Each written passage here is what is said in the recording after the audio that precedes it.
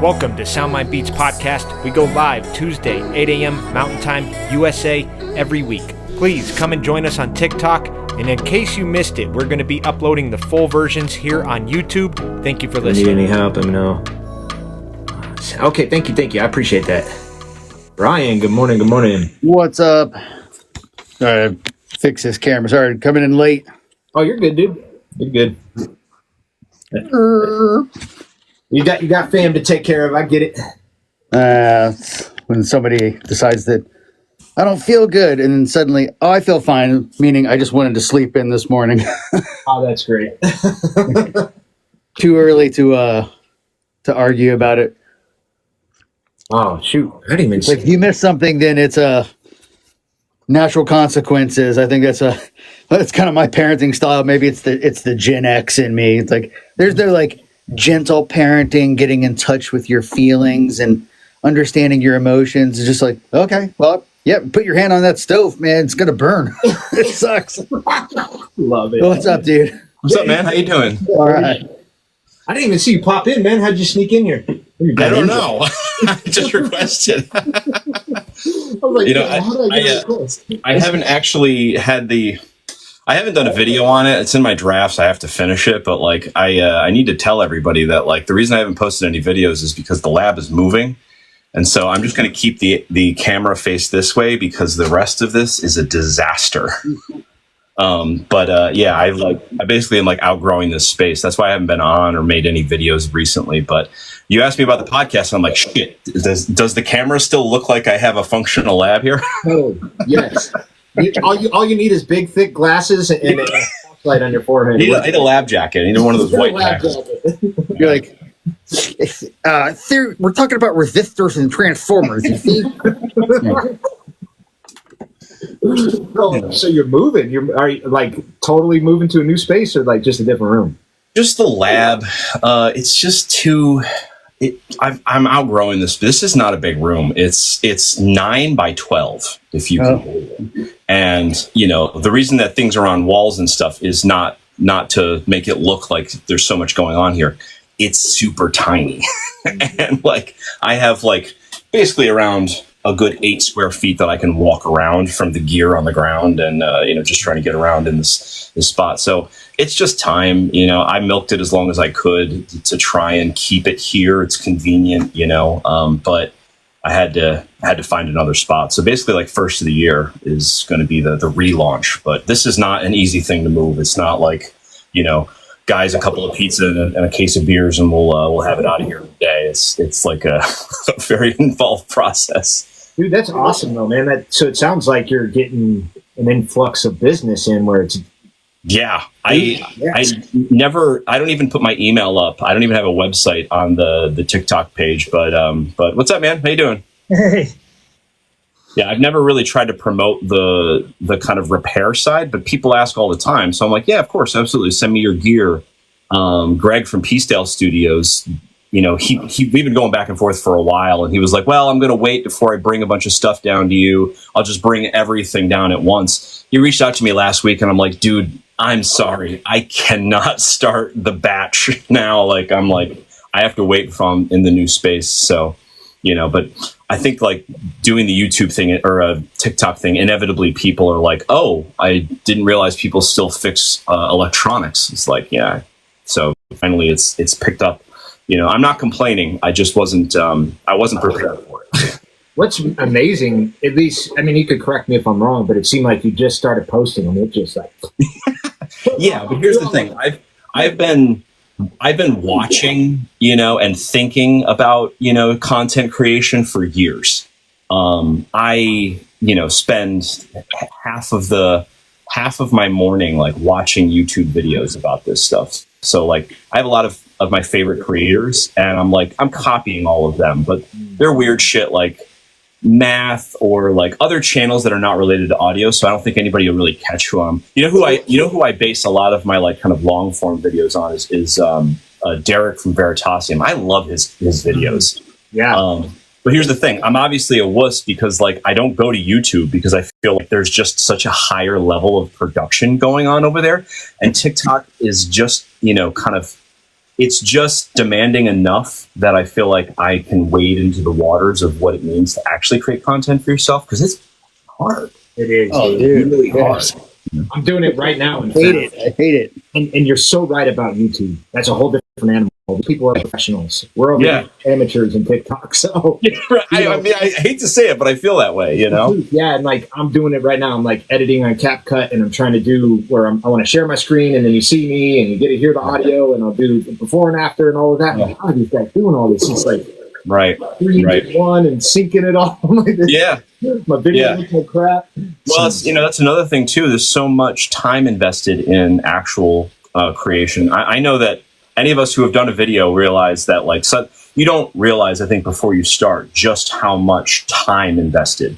At one point, it was taking me a day or two to complete a video. Now I'm doing 10-minute TikTok videos and I get 100 views, or 100 viewers. So it's not like, it's not like high value, but it's, for me, I have a threshold. I'm making videos for a younger version of myself. That's it. No, it's like a great way of thinking about it. Yeah, it's the only way I can do it, because usually when people ask me questions, I'm like, oh man, that's a novel, but for the smaller stuff, it's like, I know that one day I was curious about the same things. We hear about all this studio gear, and the music passes through, and it has this beautiful aura that it adds to music, and you hear all about it. And so I was always very curious about those things, and that was literally the driving force. So that eventually turned into, a couple of barriers had to be crossed before I could actually repair things without breaking it or killing myself. But get your own gear first, right? For a long, I tell people that all the time, is that, like, I did my own stuff for like 10 years before I ever opened it up to anybody else, because it's very different when it's somebody else's stuff. And I have to be insured and stuff, because I actually go to places and I'm working on things that is like 3 or 5 years of my salary to repair, to replace if I damaged it in some critical way. So I don't want to, I'm working on a board right now in the Port Richmond neighborhood of Philadelphia, and they were having issues, and they had somebody that was working on it. And I'm never somebody to try to disgrace another tech's work, but I'm looking here and I'm just like, this guy read a lot of forums about swapping out op amps and giving it this quality without knowing what happens when you do that. It's not something that you can just do. You can do it to your own gear, have fun with it, try it out, go on the forums, Gearspace, DIY Audio. They'll tell you all about, like, the TL07 black chips that you can swap out with the super advanced $10 or whatever chip. And people love to do that. I did a lot of that. But you don't do that to somebody else's console unless you really know what you're doing. And it's in pretty rough shape. They're having a lot of issues, and they don't realize why. It's because you can't just swap those things out. They did. And what's happening is there's high frequencies, super ultrasonic frequencies above the range of human hearing that are feeding back. Wow. So the op amps are all the mic pre's, the line levels, the EQs, all of them are driving into distortion in a frequency that you can't hear, and in a frequency that won't come out of the speakers.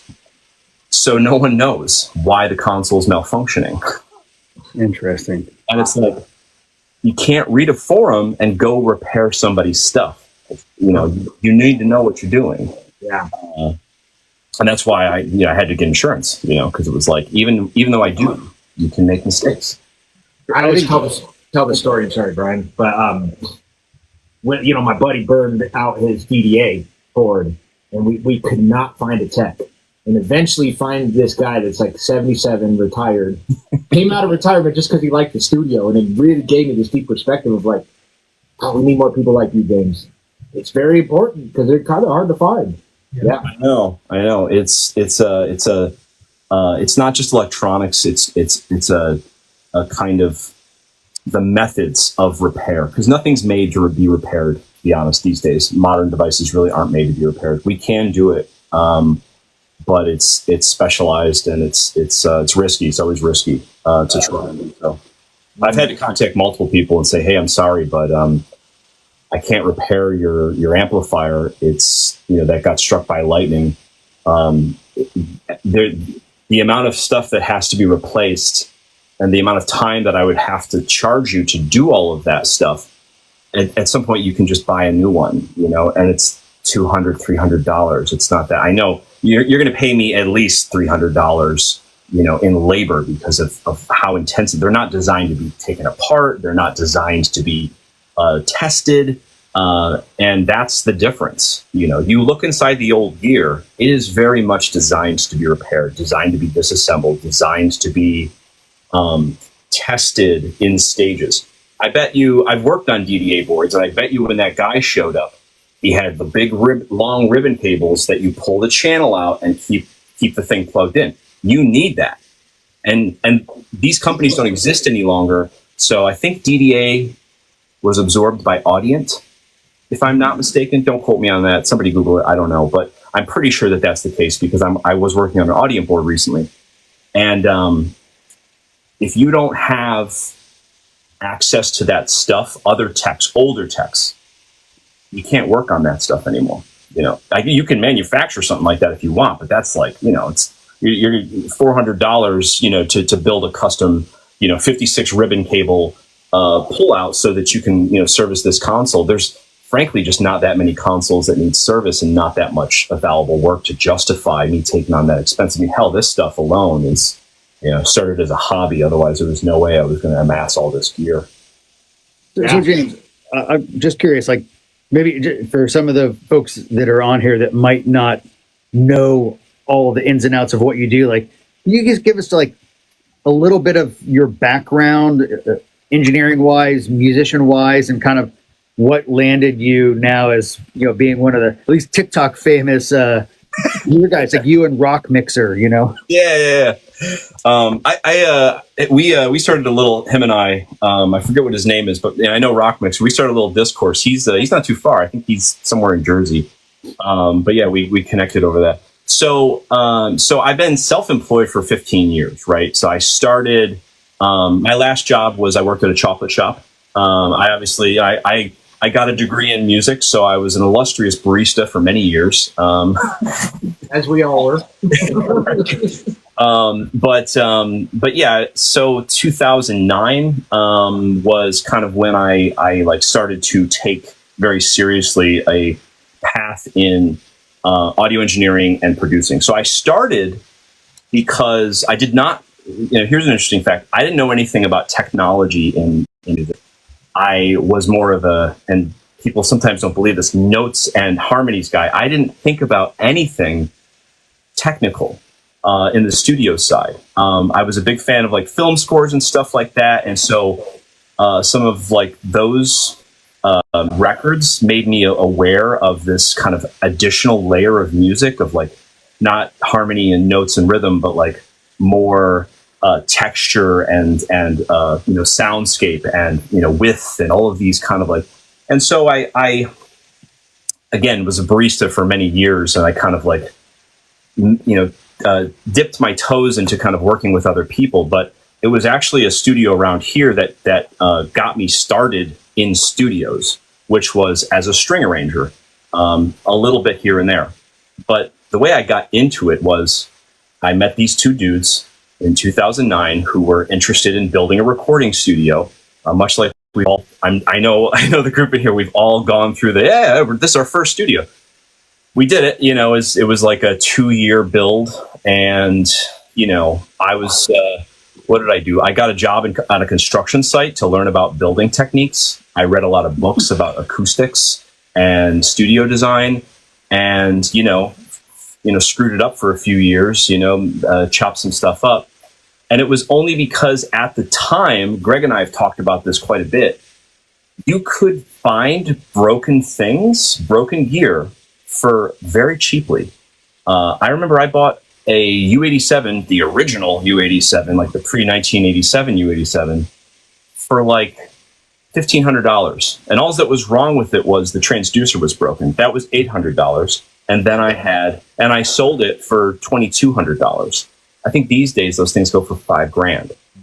And that was it. It was just this. I had this studio, and it was this desire to consistently bring in more gear. We all had our own musical ambitions, but like no one was really kind of saying like, well, how do we amass gear? So it was buy it broken because it's cheap, and we'll figure out how to fix it. So it was really brute force for a number of years. And after a while, it just started to kind of, hey, do you know how to fix this? Like, oh, kind of. Yeah. So that was it. I mean, the real kind of the thing that you see behind me is like, it started in like 2019 where I really started to kind of take it seriously. I started kind of like independent studying electronics, and how they're kind of manufactured. A lot of it was buying test gear, buying equipment that fixed the equipment that I used to fix electronics, and learning that stuff was my entire education, really. There's a lot of great history in these devices that teach you what you need to know. And I preach about it all the time. I got a really cool thing coming up. I'm not going to mention specifically what it was, but I'll say a little bit about it. The company that I always talk about, this is a 500 series unit, by the way, the original 500 series units. This is a piece of test equipment. It's a signal generator just for stuff. But I always talk about this company because most of the devices that I have, well, apparently they're on TikTok. And sometime in December, I have a meeting with them. I guess we're going to collaborate on something. I don't know what it's going to be, but is that the old pinout 500 stuff? Yeah, this was like so.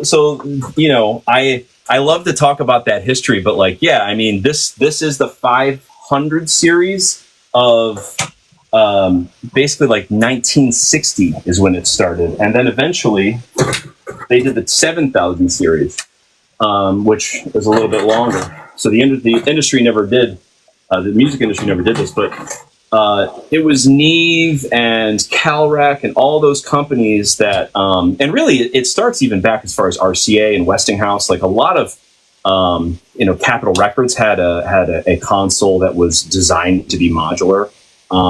But we know, like in the audio industry, we know where patch bays come from. That's all, TT bays, tiny telephone cables. That's all telecommunication stuff.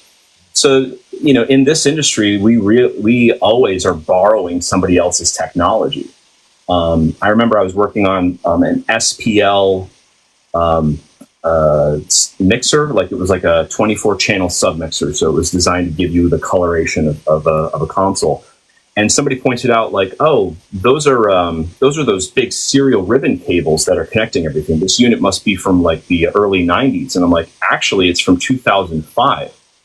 But constantly, we inherit the technology from the higher up electronics community or the telecommunications industry, because by the time there's a mass amount of that product, and eventually, the audio guys, end up using it because it's really expensive when it first starts, but then it becomes much cheaper and more accessible, and they can scale it and make it at a consumer level. So 500 series stuff, the whole format started from Tektronix.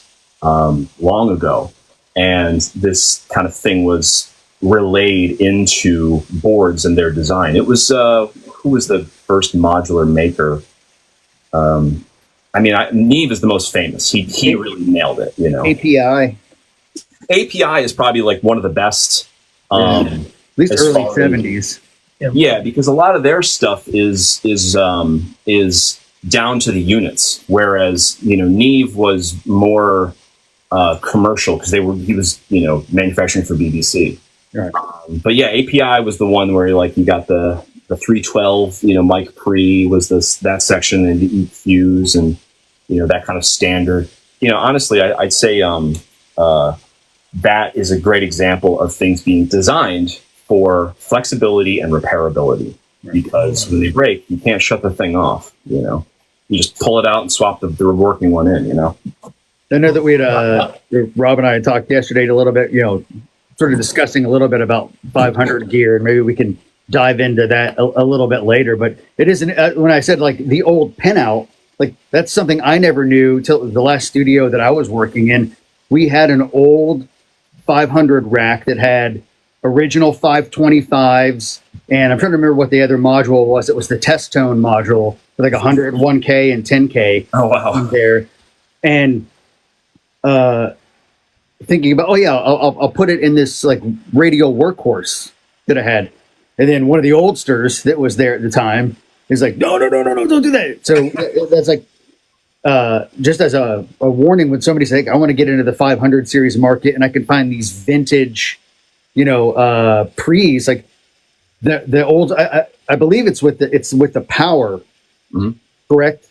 Yeah. Like where there's the card that slots in on the vintage ones, like you have to send them back. Like you can go to API just up the road. I'm just down in Northern Virginia, so I'm not too far from you.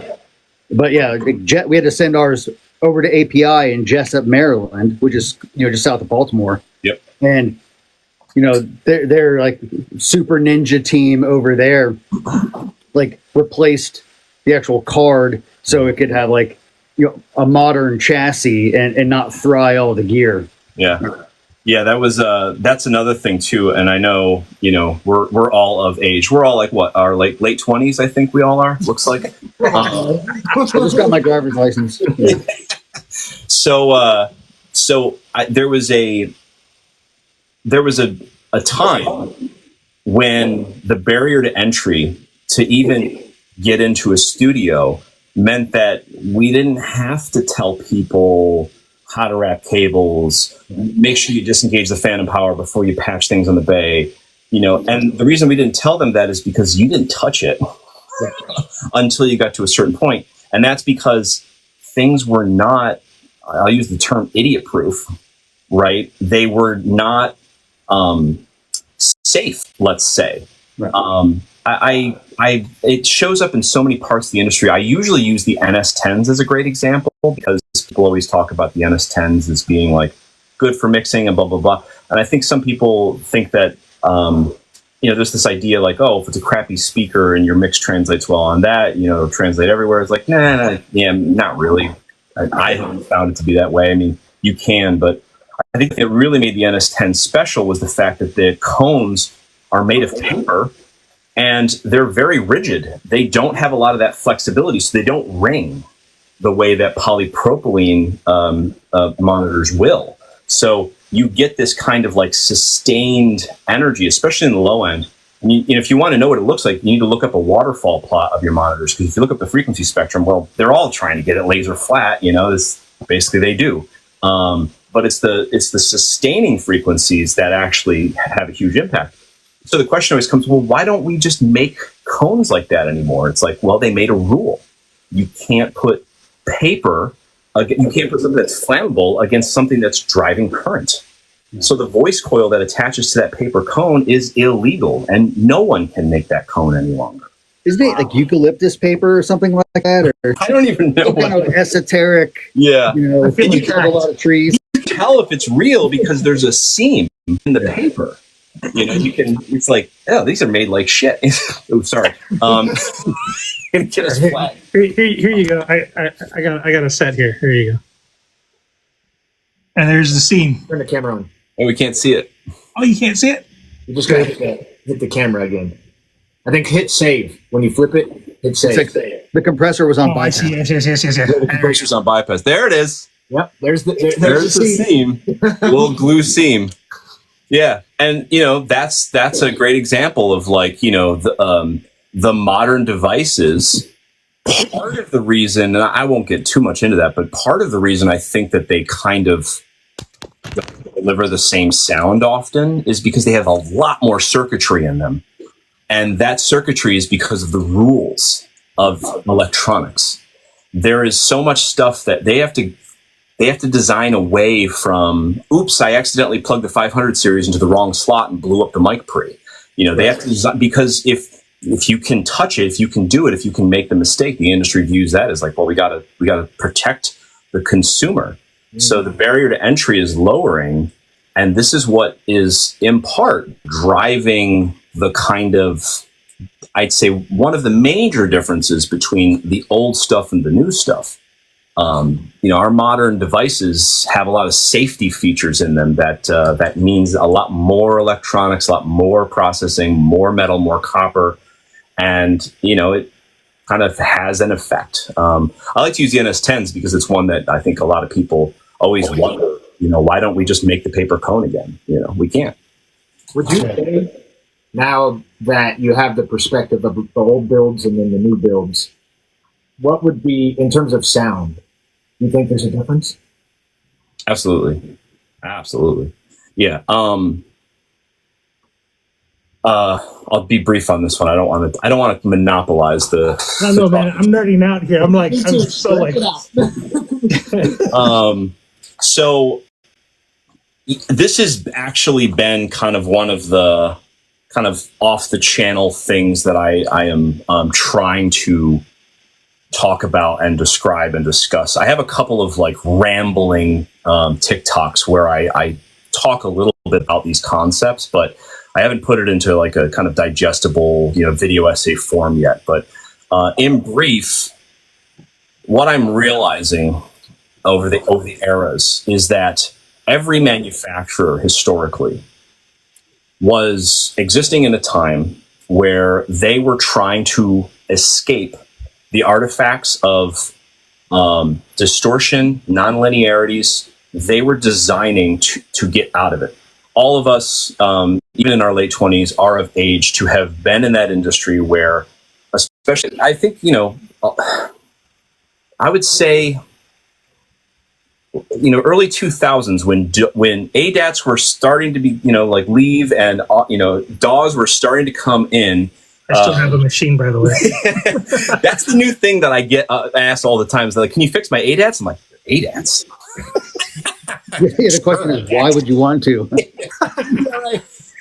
So there was that transition where I believe more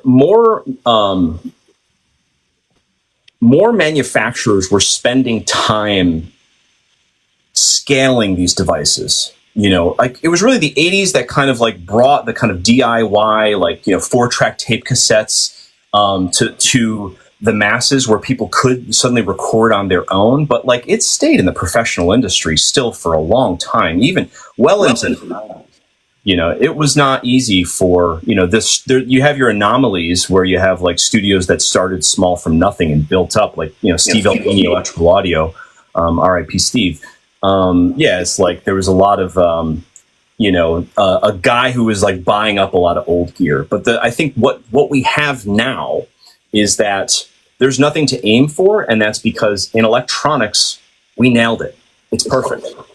Audio is perfect. And the reason it's perfect is because we have the op amp. And we have very advanced op amps. And just for kind of a, quick for anybody, not engaged with what that is, everything inside a piece of electronics is either a filter or an amplifier. That's it. Everything else is wires, right?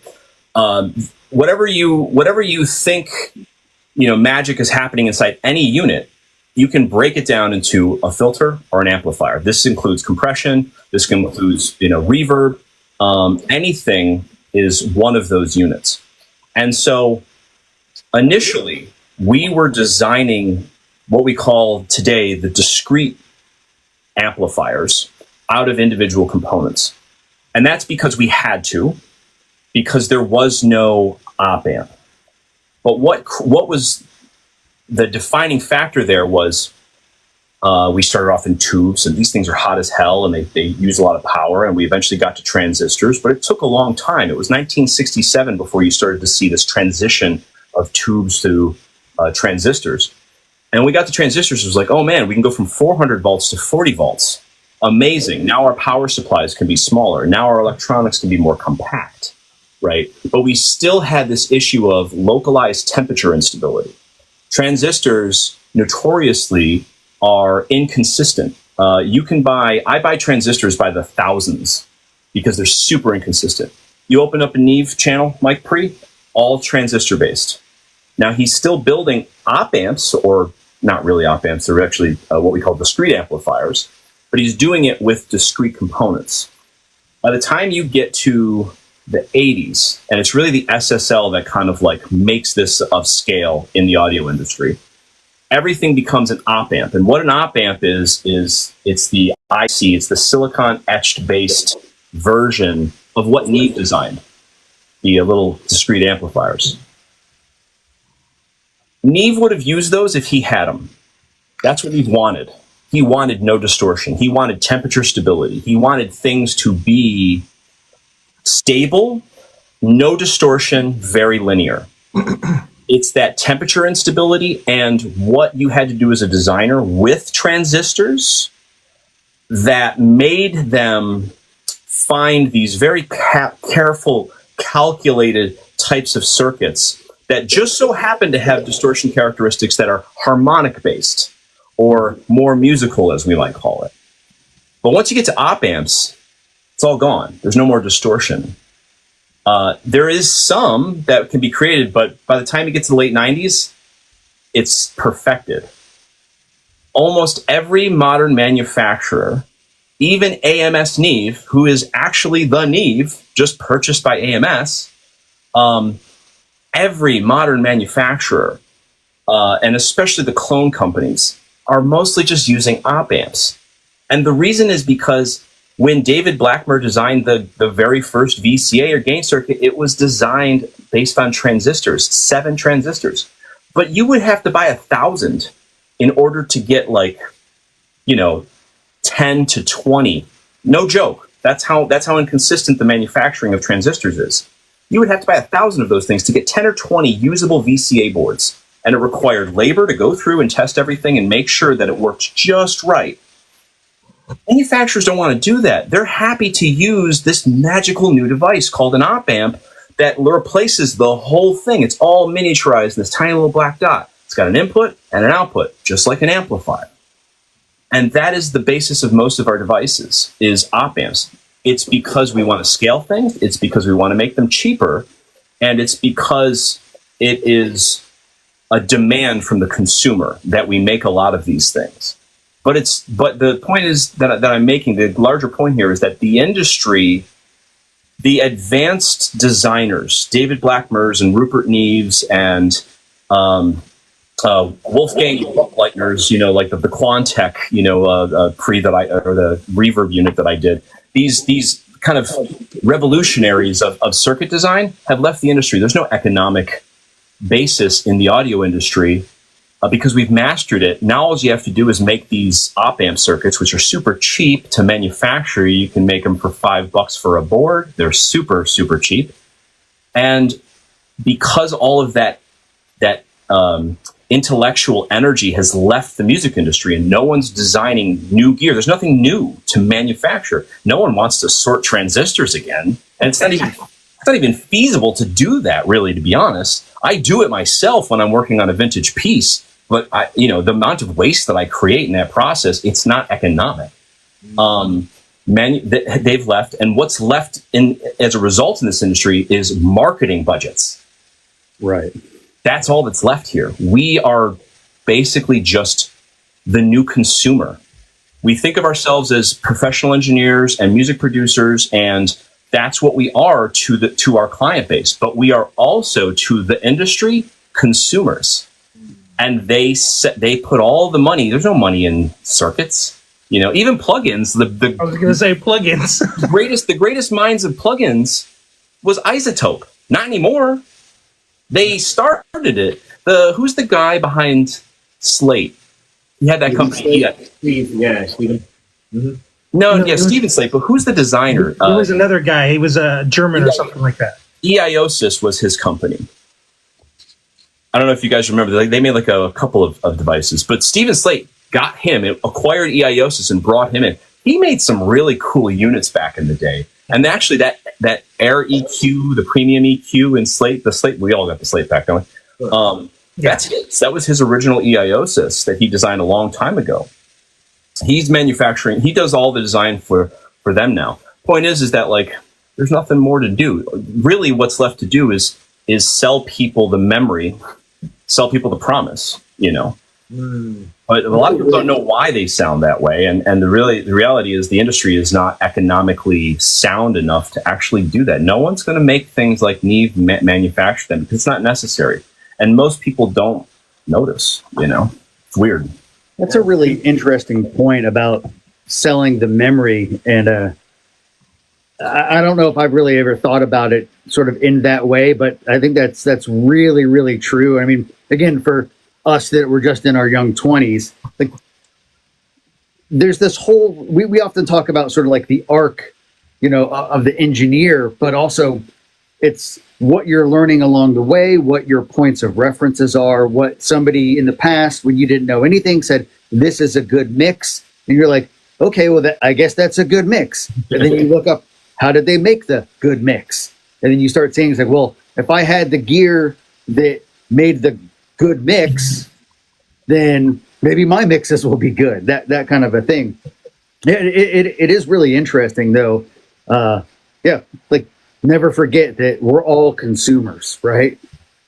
You know, we're all marketing ourselves as, you know, we're all competent professionals, yet I do something a little bit different. Here's what distinguishes me from the next mixer that's out there. And, oh yeah, it's because I've got this stuff that makes it different. And yeah, I mean, that kind of begs the question of like, does it really? You know, I always try to think about, I mean, I don't really talk about the engineering side of this. Like, you know, basically like I mostly try to do mixing work these days. Like I do some tracking at my studio. I do some videos down for my studio, but like there's so many people talking about it that like I don't have anything more to add. We have enough professionals. I was going to say, you actually have time, bro, to actually still track. Yeah, right. And we got our police like Greasy Will, who will make sure that like, you know, to keep away the real marketers in the industry. But like, but I think like ultimately, I'm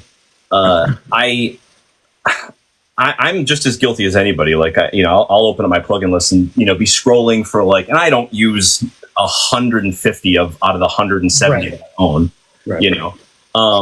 But I think got three versions of an SSL. Yeah, over and over and over. Oh, this 9000 series is the one, you know. Yeah. The Waves one, man, you got to hear it now. But I think that I have started to become, because of the repairing of this stuff, I've started to become very cognizant of how I view gear and how I view the process, because I realize that there's nothing worse. There's no greater sense of emptiness than finding out that I spent $1,500 on software, and I actually, if I ever stop paying for the subscription, this was in the last year. I'm getting all my taxes together.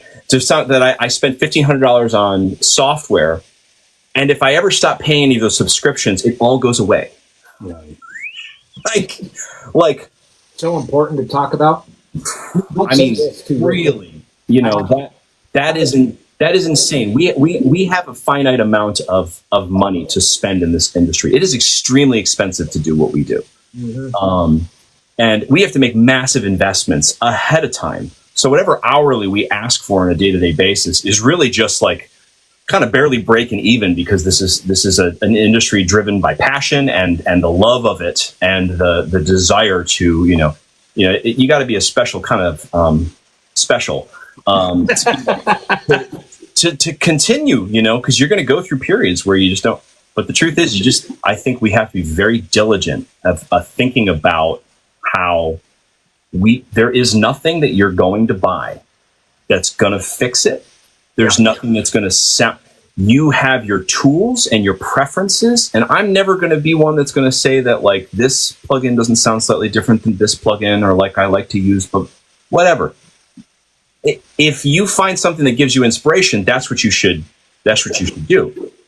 But if there's anything that I would probably spend the most amount of time, trying to do on my channel, it's convincing people that like don't think that there's something that you're going to be able to do and it's going to change your music. It's not. It's not going to make it easier. It's not going to make it better. It's just a different thing, and you probably don't need you don't need another different thing. Bro, don't let my wife hear that. There's that Waves plugin that I did a post about it, and it's like an AI plugin that's out. Oh, yeah, the EQ. Like, my whole thing is just everything you just said there, James. That's exactly my philosophy. That's how I think of things, and I've backed away from buying gear this year in particular because of that. I'm going to do it for myself. I'm the consumer. I understand that, and they're very good at. I'm a fly, and they shine the light, and they're really good at this. And so I got into a small debate with a person saying that they're putting these EQs out there in pursuit of advancement. And I'm like, what is in pursuit of advancement? And I'm like, what can we really advance about EQ? What can we? Like, at the end of the day, you said it. Like, we perfected it. We got it. We dialed it in. Yeah. Now, does stuff sound different? For sure. And I think you're exactly right, too. Like, find the stuff that, like, entices your creative process. You know? But if we're continuing to put our faith in these plugins and our new equipment without actually understanding what you want, that you might go broke doing this quickly. Yeah. And they're happy to take your money. And that's like the one thing I think most musicians need to understand is we're emotional creatures. We're almost easily enticed to buy something if you just got to tell them the right word, tugging the heartstrings. Yeah. To give you that one thing you've been missing in your mix. It's really, really easy to do that to a musician and convince them. And I never want to sell it short. Like, I never want to lead anybody to the conclusion that there isn't, because that's another thing I always battle. It's like, I don't want to overcorrect and say, because, we know the cliches of our industry where it's like, a good engineer can record with a 57. Sure. Yeah, I could, it's a parlor trick. I don't want to, I don't, that's not something. I know that the gear makes the job easier. Mm-hmm. I think that I love the question. Let me tell you my least favorite social media format. This is $1,000 microphone and this is $100 microphone. Can you hear the difference in this 10-second clip? I hate those things so passionately. They're not helpful. It is such a reductionist presentation of what actually, okay, great. Your vocal clip that I just heard, I guess, outside of the context of a mix or a piece of music. No, I can't hear a difference. I've heard lots of $12,000, $15,000, $20,000 microphones, and they're really dark sounding. They're a lot darker than you think they sound in real life. Absolutely. I don't own any. I would love to. That'd be great. I'll tell you a thing that most people don't realize. These microphones are dark because they were designed for preemphasis curves for going to tape. Yes. You had to overcome that noise floor. Everything that you hear from the old records was an engineer making an intentional decision to try and get past the distortion, past the noise floor, past the and all that stuff. Oh, that's we were trying to get out of it, and there's these tools are designed in a specific way. Why are they 20,000? Because they're never going to be made again. Literally, scarcity. They cannot be made. I don't think people get it. It's like you're not going to see anybody winding those transformers by hand any longer. In some cases, a lot of this stuff is illegal. The initial opto circuit that the LA2A is built on was the T4A cell. That has cadmium in it, and European Union has banned any cadmium. There's no T4A cells ever, and there never will be. Unless you can learn the process yourself. I'm not joking. I am learning a little bit about manufacturing transistor from scratch, but I'm not scaling this in any kind of business way. It's just an interest. This stuff's not going to be made again. There is an argument for the higher end gear, absolutely. But you don't need, if you're starting out and you're just getting into this industry and you want to know what to learn, you don't need to worry about any of it. Nope. I think you should try it. You should have that experience. But we all know that I could spend forever on a crappy song, poorly arranged thing, terribly recorded thing, trying to make it sound good. Can I get there? You can't polish a turd. You can roll it in sprinkles. And we often do. Like a chocolate donut, but it doesn't taste like one. So, when you're talking about that stuff, and I think that's a super important point to make about, in a way that it doesn't matter, and especially there's a lot of younger engineers that tune in on this. I think that if I was going to say the one place that you sort of have your tracking, your mixing, your mastering side, I'm almost but not, I'm almost. My stance on it is if it makes a difference anywhere, it's on the tracking side. Oh. And where I think that's actually the weakest side for most modern recordings. Yep. I mean, acoustics aside, and bedroom vocal recording and all that kind of stuff, and you can hear like the 6x6 drywall sound. But I mean, that's like for the bulk of the money that I've invested on, my infrastructure, aside from monitoring, is I've got a lot of good quality mic pre's and good quality mics. I've got a few more budget oriented stuff, but I picked them because they still sounded cool and they were versatile, they were flexible. And at the end of the day, it's all of our time is money. As you're talking about doing taxes, I'm doing the same thing right now. And I'm like, how much did I spend on what? But it's that thing of, okay, I want to capture the highest quality, fidelity that I can possibly get on the way in. Right. Once it's in the box and it's zeros and ones, like everything else is just, whether or not the three versions of the 9000 thing, that it's just an emulation. Right. It's just doing something else after the fact, but it's never going to correct for bad mic placement or a cheap op amp, even though they are cheap, but like and probably not even the op amp would be the issue. It's the scale of the mass production that has bad soldering, things like that, or like maybe something later on if you want to expand upon like power, like it's not getting consistent voltage.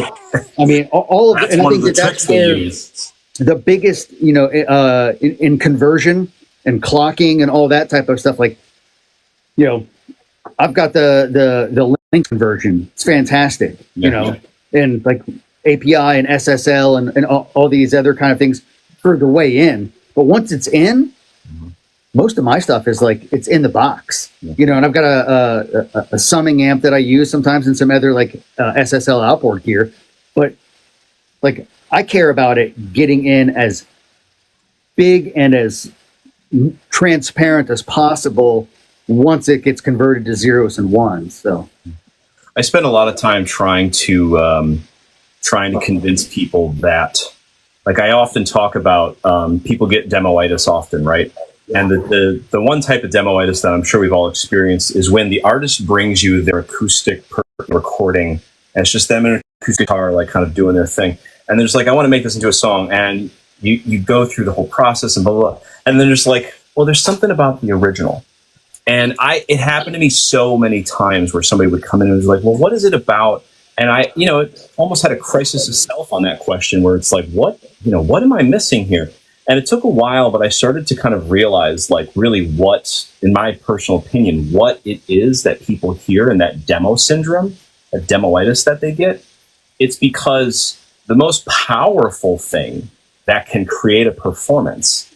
Yep. A performance. Yeah. You weren't sad when we recut it. Yes. You weren't as sad as the day when you were sat there and decided, man, I'm just going to write this song and I'm going to record it. And you're just like, all that emotion is pouring out. And also the studio has this tendency to kind of like, oh, I don't have enough reverb. And like, can I hear the guitar and blah, blah. You become so full of pretense about the performance and like, oh, I'm spending, X amount per hour. And like, I hope we get enough fun. And like, it destroys, I spend way more time on the comfort of the person. In the beginning, it was like, I got to get the two mics to the 45-degree angle. I'll get out the protractor and blah, blah, blah. I defend myself with my technical abilities. I make up for my inconsistencies there. And then you start to realize that, like, nah, if I don't, Greasy said it in a post one time. He said, you have more control over the sound than I do. Like, so true. I'm just capturing it, trying to capture it as cleanly and as noise-free as possible. When everybody is doing their job at the highest level, when I know which gear to put in front of that guitar to get the best performance and the best preamp to put it with, and the room and all that stuff, and when you give the greatest performance without pretense or worrying about is there reverb on your voice or is it any of that stuff, then great music is made. And then, honest to God, you'd be surprised how little time you spend worrying about the Waves 9000 versus the BX Brainworks 9000. Yeah. You know? I say this a lot, but it's like the artist almost has to become an actor. And in fact, the performance is more acting than it is musical, you know? And so getting into character, you know, like you said, that emotion, whenever you do the first cut, that emotion's usually there. Yeah. The second, the third, the fourth, it starts to fizzle down. And so nailing that performance is highly dependent on the performer itself, and just then getting into character, being in that moment that you're in at that time. I try to like anybody I record, tell me the story. What's the story of the song? Let's really dive into this. How'd you feel? You know, and that's the emotion we need to convey. And like you said, like all the gear, all that stuff, just we won't even worry about it now. This is purely performance. I spend a good majority of my time trying to get people to understand that is the thing that I'm trying to capture, right? But this brings back the other argument for the good quality gear, because there's some people where there's nothing you can say, there's nothing that you can kind of build them up. You just know that they're the kind of person who's going to give it to you in the first take. You need to be ready. That mic's got to be dialed in. You got to be ready to hit record. And basically, sometimes I actually, spent a good majority of money on some NVMe drives not too long ago, just so that I could hit record and just always be recording. And I'll chop it out of the session later on, because I don't care. I'll record, the mess ups, the coughs, the farts in the room. Like, I'll record all of it, because I know that when you're not thinking about it, when you're not thinking about the gear and the feedback and all that stuff, you're going to do it. And we will both have wished that we could share that with everybody else. Actually, I got my brother-in-law, we were doing some guitar loops last week, and he was just fiddling. I had it recording, and he was like, dude, did you hear that? And I was like, I recorded it.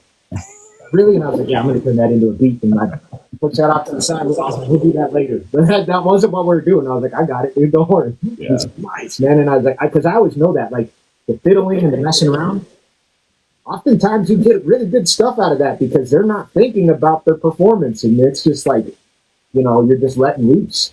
And the good gear makes getting a good sound faster and simpler. That's 100%. Not better. There used to be a story about, I think, Aretha Franklin, that you literally had to have everything ready to go. And because she would come in, do it in one take, and she was out. Like, that was it. There was no overdubs. There was nothing like that. And so I've always had that in the back of my mind. And I just did a session where I had an artist fly in from the UK, and I set up two microphones. I had a U87 and I had a tube mic. I didn't know which one I was going to choose, but I was not going to make that artist work over and over and over again to do that. I mean, you got to be ready, and you got to have everything quality right up at the very beginning. But yeah. I think there's one of my favorite songs by the Supremes. I think it's "Baby Love." Is a demo. Yeah. And you can tell, because when you listen in on the background vocals, nobody knows the words. They're just repeating "baby love, baby love" in the background. It was just a demo, because Diana Ross was that badass, and the band backing her was so good. Yeah. Oh, yeah. Let's face it too. If we have the artist doing 10 takes, 15 takes, you're exhausting the hell out of them. It all starts to die off. It's the starch and iron of the industry. Yeah, it just all starts to die off, and it's just not good. It's all about trying to get it in the moment, and it's a small window typically. That's how you know you are an experienced engineer, is when you not because you just know or somebody told you, but because you have actually ironed out a performance until you have overmixed a record well beyond what is, you have spent way too long thinking that a technique, an idea, something was more important than the art form and the performance. I call that the point of diminishing returns. Yeah. And so, you reach a point where you're just doing too much, and now every move you're making is actually doing Yeah. It's not bad. I think there's a couple points. What you kind of you're inspiring a lot of thoughts, which is fantastic. And again, thanks for being here. I know it's amazing. For having me, yeah. So on the gear side, and I was talking about the recording side, I think the most important part, again, on the professional end, is the reliability of it. And maybe that's also where in some of the maybe more costly form factors, there's a bit of a pedigree, there's a bit of a lineage. It's not like, oh, I've got this API come with. But what I know from API is that it's solid every time I turn it on, and I don't worry about it. Yeah. So I can sit up there, I can prep for my session like everybody should do. I can put up the multiple mics, and I can get everything kind of roughed in. So when they come in, I'm not worried that, this Temu special, is suddenly, going to freak out if there is any kind of current issue or it got bumped or something like that. I think advising people about maybe what to invest in, it's like products that are reliable. And then not to be the old guy and a 57. I could throw that shit down a flight of stairs and then pick it up. It's like, and Greasy did the Aston. The Aston, yeah. It's like, I'm like a knobs kind of guy. Like when you go in and you touch a piece of gear, and I remember like one of the first times I really felt it was one of these True Systems, the Precision 8, and it just had these big like machine milled aluminum knobs, and it was like you could just feel it, and it wasn't just like this little plastic thing, that you're turning up on the pot. But the other thing, you're talking about that performance, and I think I've told you guys this story before. I got a chance to work on a session probably well above where I should have been working, and it was for this huge HBO special, and like the rhythm section is like Kenny Arnoff and Nathan East, and then they had like Rob Mathis on piano, and like horns were like Tom Bones Malone, and Luminary, and these guys. And this was all going through the old Avid DigiPre's, and just like mic'd it all up, get in there, and like, dude, like when these like Nathan East was just going like direct, post his amp chain, and I'm just like, God, how is that? What's the bass? How are we getting that? And it's like, it's just his fingers. Him. It's freaking Kenny Arnoff playing drums. I mean, these were like Beta 98s and some like 184s or something on over. Just like stock good choices, reliable pieces of gear going through a DJ-free. Yep. And dude, it sounded phenomenal. Mm-hmm. It's one of those, just like that was that for, again, you're working with players that are like first call session cats. Yeah. And cats, because that's what all the kids say these days. All those cats. It was just them playing. And again, that like there was something that Will Bowser was kind of internet arguing the other day, and I was totally on his side. So you're talking about this issue of like vocal tuning and stuff, and it's like, yeah, it's a weird thing that it's expected now that we just tune everybody, and it's like, sing. Why isn't Get another take? Like, and I do a lot of session stuff playing drums, and like I know when it's a little bit off. And I'm like, I'm not even gonna like ask you to fix it. I'm like, yeah, I was a little bit late on that. Can I punch that in real quick for you? So I know on the mix side, it's so much easier to just recut it than to try to sit there and edit and deal with all the phase and that kind of stuff. But yeah, it's always the performance, and a great performance doesn't need to be trashed because you have unreliable signal chain. Yeah. It doesn't have to be boutique and esoteric hand-wound transformer. It just needs to be clean. It can be. It just needs to be clean and reliable. Yeah. I want to make 2 points, but I'm gonna drop off here. I told Rob I actually have to jet out, but I'll tell you 2 points about this. The first time I ever worked with, I know that Kingdom Come will like this a lot. So I was given a session. I was a very young engineer. It was, I don't know, 2012 or 13. Like, I didn't have the studio for very long. I'm using stuff, and it was a gospel group. Damn, those guys can play. And so, like, that was the first time I ever had that caliber of musicians in. And I'm, just doing my thing, getting the same mic set up, I had my Neotech Series 2 console, because that was the thing that I really wanted. Everything's getting set up. And I remember they do the first take, and I'm like, what did I do? Yeah, take a picture of those settings. Yeah, and within a few moments, it's like, nothing different. Right. Nothing different. That is literally on the other side of the microphone. Yeah. But the last thing I'll say, pre-capsule. Yeah, exactly. Yeah. But, I have this amazing thing that's really going to change your life. It's what you do in front of the mic. Right. This is where I want to do more videos on this stuff, and I intend to. But the industry's gotten real clever with the kind of experience of good gear. I don't know if you guys can read that. It's probably backwards, but this is called fader grease.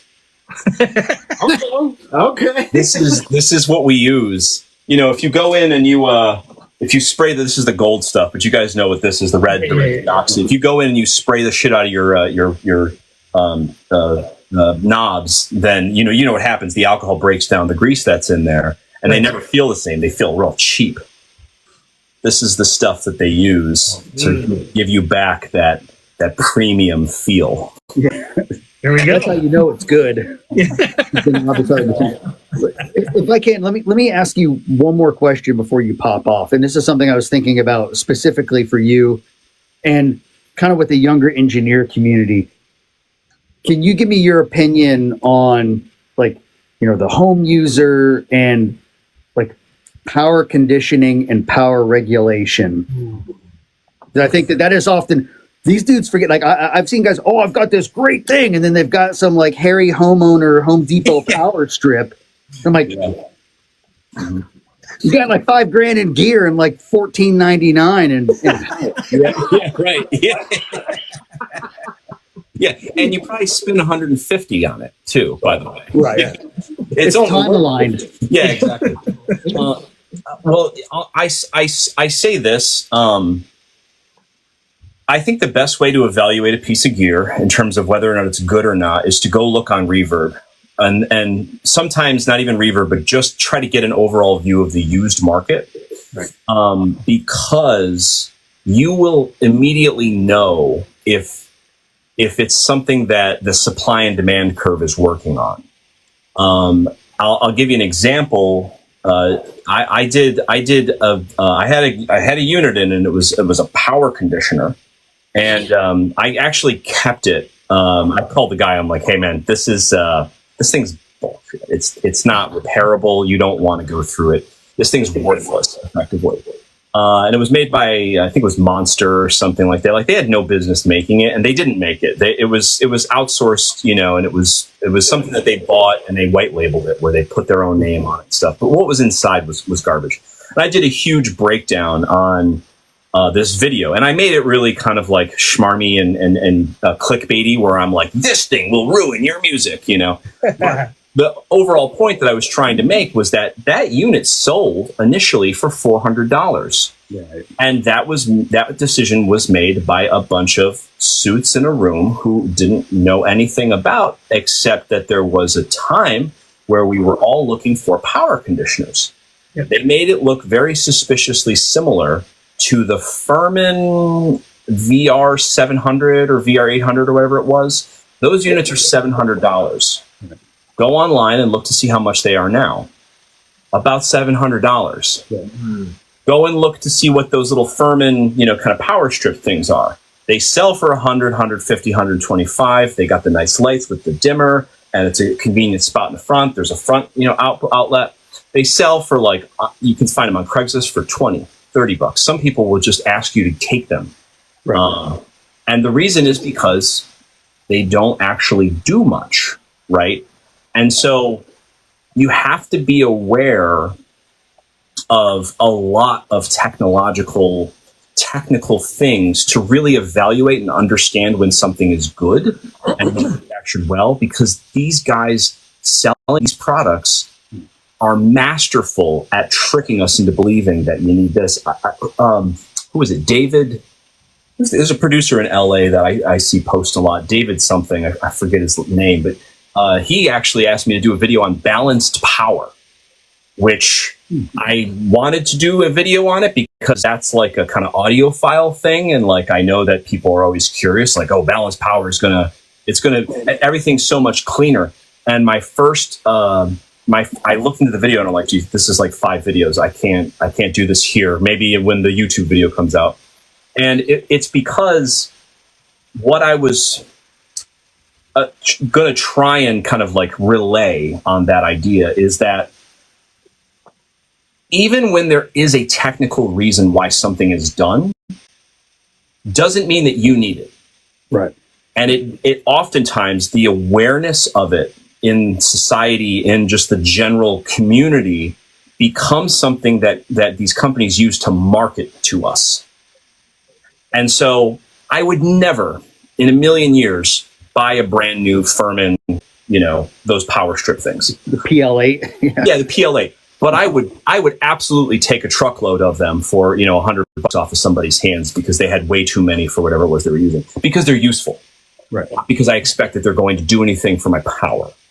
Now, this is what I'll leave it at. It is still a highly technical, highly critical thing. And there's so much interaction. And I'm not an electrical engineer, but years and years and years. And you want to talk about cables, expensive cables, buy some test equipment cables. Right. Some of these cables are $500, $600. And it's, Don't make me go get it. This thing cost me $400. It's precision. And the answer is why? Why did this cost $400? The cable, is it made of diamonds? Is it like, what is it? Does it do the work for me? No. I can put a signal into this, and I know that from here to here is a certain amount of current, a certain amount of time. We actually have time with electricity that we use. And so for timing stuff, I have to have this. If I don't have this, then the piece of gear that I'm using doesn't work. This company that sells, there's a company out there, I don't know if they're still around. I'm sure they finally collapsed, hopefully. They were selling IEC cables, your power cables, for like $200. Yeah. And they were making all of these claims, and I'm like, all of that technical information that you just spit out is true and valid and totally irrelevant. Completely irrelevant. And not anything that anybody really needs to worry about. To sum up the whole thing, in a home environment, I don't believe people have bad power. That's me personally. Now, I don't think that the utility companies will be delivering you bad power. It happens. And maybe in certain remote areas, it happens more frequently. Me on the East Coast of Philadelphia, I have never noticed anything significant, whether or not it's a perfect sine wave of 60 hertz or stuff like that. So these high-end voltage regulated, blah, blah, blah, blah, blah, blah, never been something that has been meaningful or useful in my audio stuff. That said, if you do have that issue, if it's a power issue, you can call your power company and they will come fix something if it's on their side. If it's the wiring of your house, then I usually recommend that people get isolation transformers. Now, I'm not going to say that people should do that. And the reason is because it's dangerous. This whole device, this thing is all powered downstairs in my basement with a isolation transformer. Now, I got it for $700. I bought it off of some news truck that they used to get to the place and they'd plug it in, and they had to run satellites and all that stuff. It's all critical units, and they need that kind of reliability. So I got it really cheap. I bought it on the used market because the new ones are thousands of dollars, right? But that was a massive kind of project to install and stuff like that. And if I didn't know what I knew about electricity, I wouldn't recommend anybody do it because it's super dangerous. Yeah. The single piece of gear that I try to recommend people get when I'm like, you need it simple, you need it easy, and you don't want a lot of technical nonsense. The Furman voltage regulators. Yeah. And how can you tell? They're heavy. Yeah. Don't be fooled. Companies are making things heavy now because they know that we use them. They're smart, man. They're crafty. So back to what sorry. Ryan. Yeah, back to what you were saying. It was sorry, Greg from Peacedale just sent me a message. I gotta respond to him. Back to what you were saying. It's about the name and the reliability. Right. I don't recommend anybody do anything, but but that Furman VR thing, because I know that it's good. I've used them. They actually do a great job of isolating. They do a good job of voltage regulation. They're still kind of expensive, but those things improve stuff significantly. Yeah, it seems like, and especially with, the more mass-produced, I would say, budget-friendly.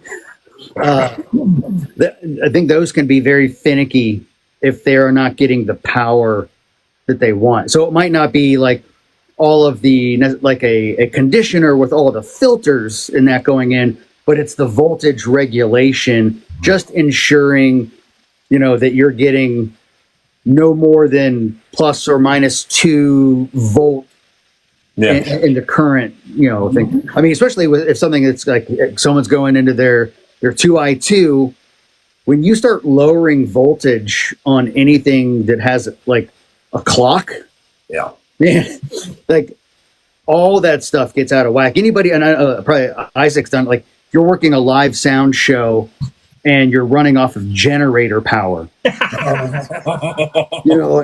this happened to me. I was doing a show in Iraq, and it's like running a big PA off of like a 50K generator.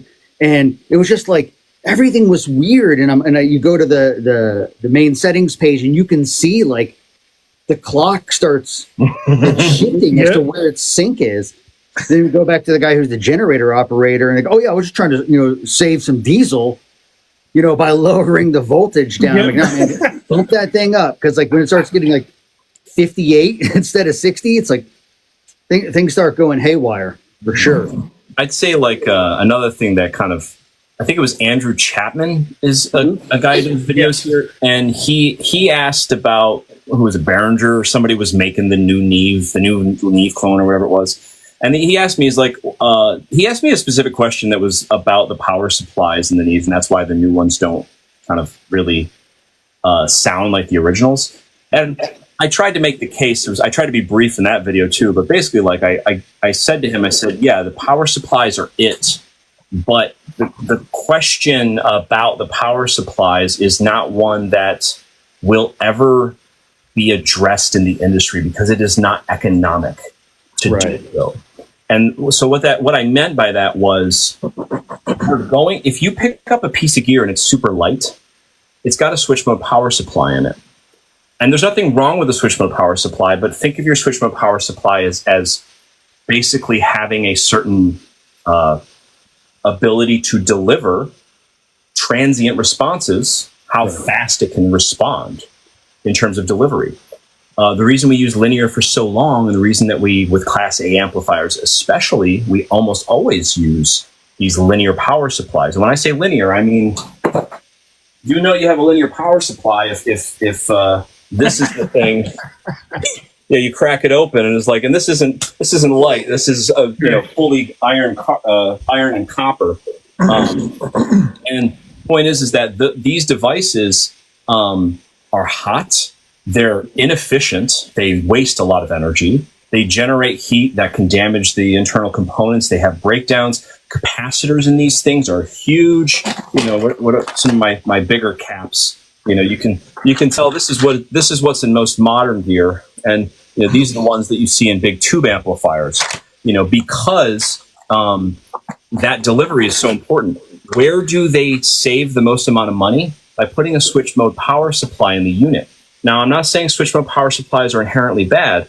I'm just saying in order to overcome switch mode power supplies' inability to consistently deliver current the way that linear power supplies do, you have to over-engineer them so much that you don't win. You just erased all of your profit margins. Now it's got more components in it, and it's even more regulation. And now you're basically, you may as well just put a linear power supply in there. Maybe you save on the shipping because they're lighter, effectively. Well, that's a thing. Absolutely. They count those pennies. This is what makes Behringer, is because their engineers are thinking about those problems. But don't expect that it will be the same. It won't. And you won't even realize why, because you're not going to notice the momentary kind of voltage sag or the kind of lack of consistently delivered bass frequency that may happen in if you overload a mic and it just kind of clips a little bit. You're not going to notice those things. They're momentary, and they're not going to be a huge, impact. And, 80% of the stuff you record, that doesn't ever, you don't worry about that. I remember David asked that question because he powered his studio partially off of an uninterrupted power supply, which is battery generated. That's a terrible idea. And I'm sure he had his reasons, but the reason it's a bad idea is because you bring in the wall power, you turn it into a direct current, you have to turn it back into an alternating current in order for your gear to be able to be plugged into it. Okay, so we go from DC voltage to AC voltage again. Well, how do you do that? Well, it basically becomes a switch mode power supply. And why does that matter? If you have what we call reactive power loads, anything with lots of capacitors and lots of inductors. Okay, what's a reactive power load? A speaker is a reactive load. That's why those amplifiers are so big. They get so hot because it's hard to drive an inductive load like that. Yeah. Capacitors, big capacitors, those are inductive loads. It's easier to understand what a non-inductive load is. You know what's a non-inductive load? A light bulb. It's just a resistor. Power comes in, passes through the resistor, turns into light, power goes out. Simple as that. 100% of the power that comes in comes out either as light or heat or waste and goes out. These reactive loads, speakers, capacitors, inductors, any of that based stuff, motors, great example, they cause issues for these types of devices. And so ultimately, switch mode power supplies, generally speaking, they know what they're doing. They're not making it crappy, but they're making it just good enough. Right. For sure. Yeah, that's what Greg was talking about like last week, about some 500 chassis, and where like the probably the biggest thing on those is we'll probably get our 500 chat on one day is the power supply going in to where like you can get something that's a large count, maybe a 6-bay thing, but it really only has enough power to go to 3, and then it's I got my Shadow Hills 500 series. It takes up 2 slots, and like that's probably going to suck up all of the juice that your cheap 6-bay with an internal and it'll work, but guess what's going to happen? It might last a year or two. Right. I have a stock that's probably in the boxes already, but I have stocks of what's the company called? Meanwell. Go on Mouser or DigiKey or any of the kind of like component manufacturers, distributors. Go on Meanwell and look up their 12 plus and minus volt supplies. And I'm not going to mention the company Fredenstein, but there is a manufacturer of 500 series units where if you open up the power supply, they just bought these $10 switch mode power supplies off of Mouser, and they probably got them for $6 a piece. And what you're paying for is that beautiful gold fronts, And yeah, the connectors, and I'm not saying they're not poorly made, but they didn't design the supply. Yeah. Not even a little bit. That is a off the shelf, OEM, supply from wherever in the world. They're made really cheaply. They're not designed to last a very long time, and that's okay. And that's the way most modern electronics are made, especially when they have profit margins. Yeah, and it's like, when I was putting my 500 stuff together, like, I've got an API 312, and that thing is a brick. It's pretty heavy. And then I've got like the one of the SSL 6 pre's in there, which it still sounds great, and it has a little EQ and a little comp. Yeah. But that thing's light. It doesn't have the full chassis. It just has the motherboard with a few chips that's on there. And it's like you feel the difference in some of that, and it's just more is better, right? Heavier, better. After a while, you start to notice. You do a couple of recordings, vocals, and stuff like that, and you're just like, this ain't quite. Spend some time with it. Yeah. Fellas, it was fun. Thank you for having me. Sorry to I didn't mean to talk too much. I hope I didn't. That was an amazing education for all of us, dude. I thank you. I'm happy to have it. So I will love to do another one if you guys want to talk, maybe more as a listener. Yeah, no, we every week, so you're welcome anytime, dude. Appreciate it, guys. All right, y'all take care. Y'all make sure to give Acoustic Kitty Labs a follow, because he goes live and he talks more in depth about this stuff. In fact, he shows what he does. So very informative stuff and important stuff, if you ask me. What's funny though, taken from that, this I always think about this.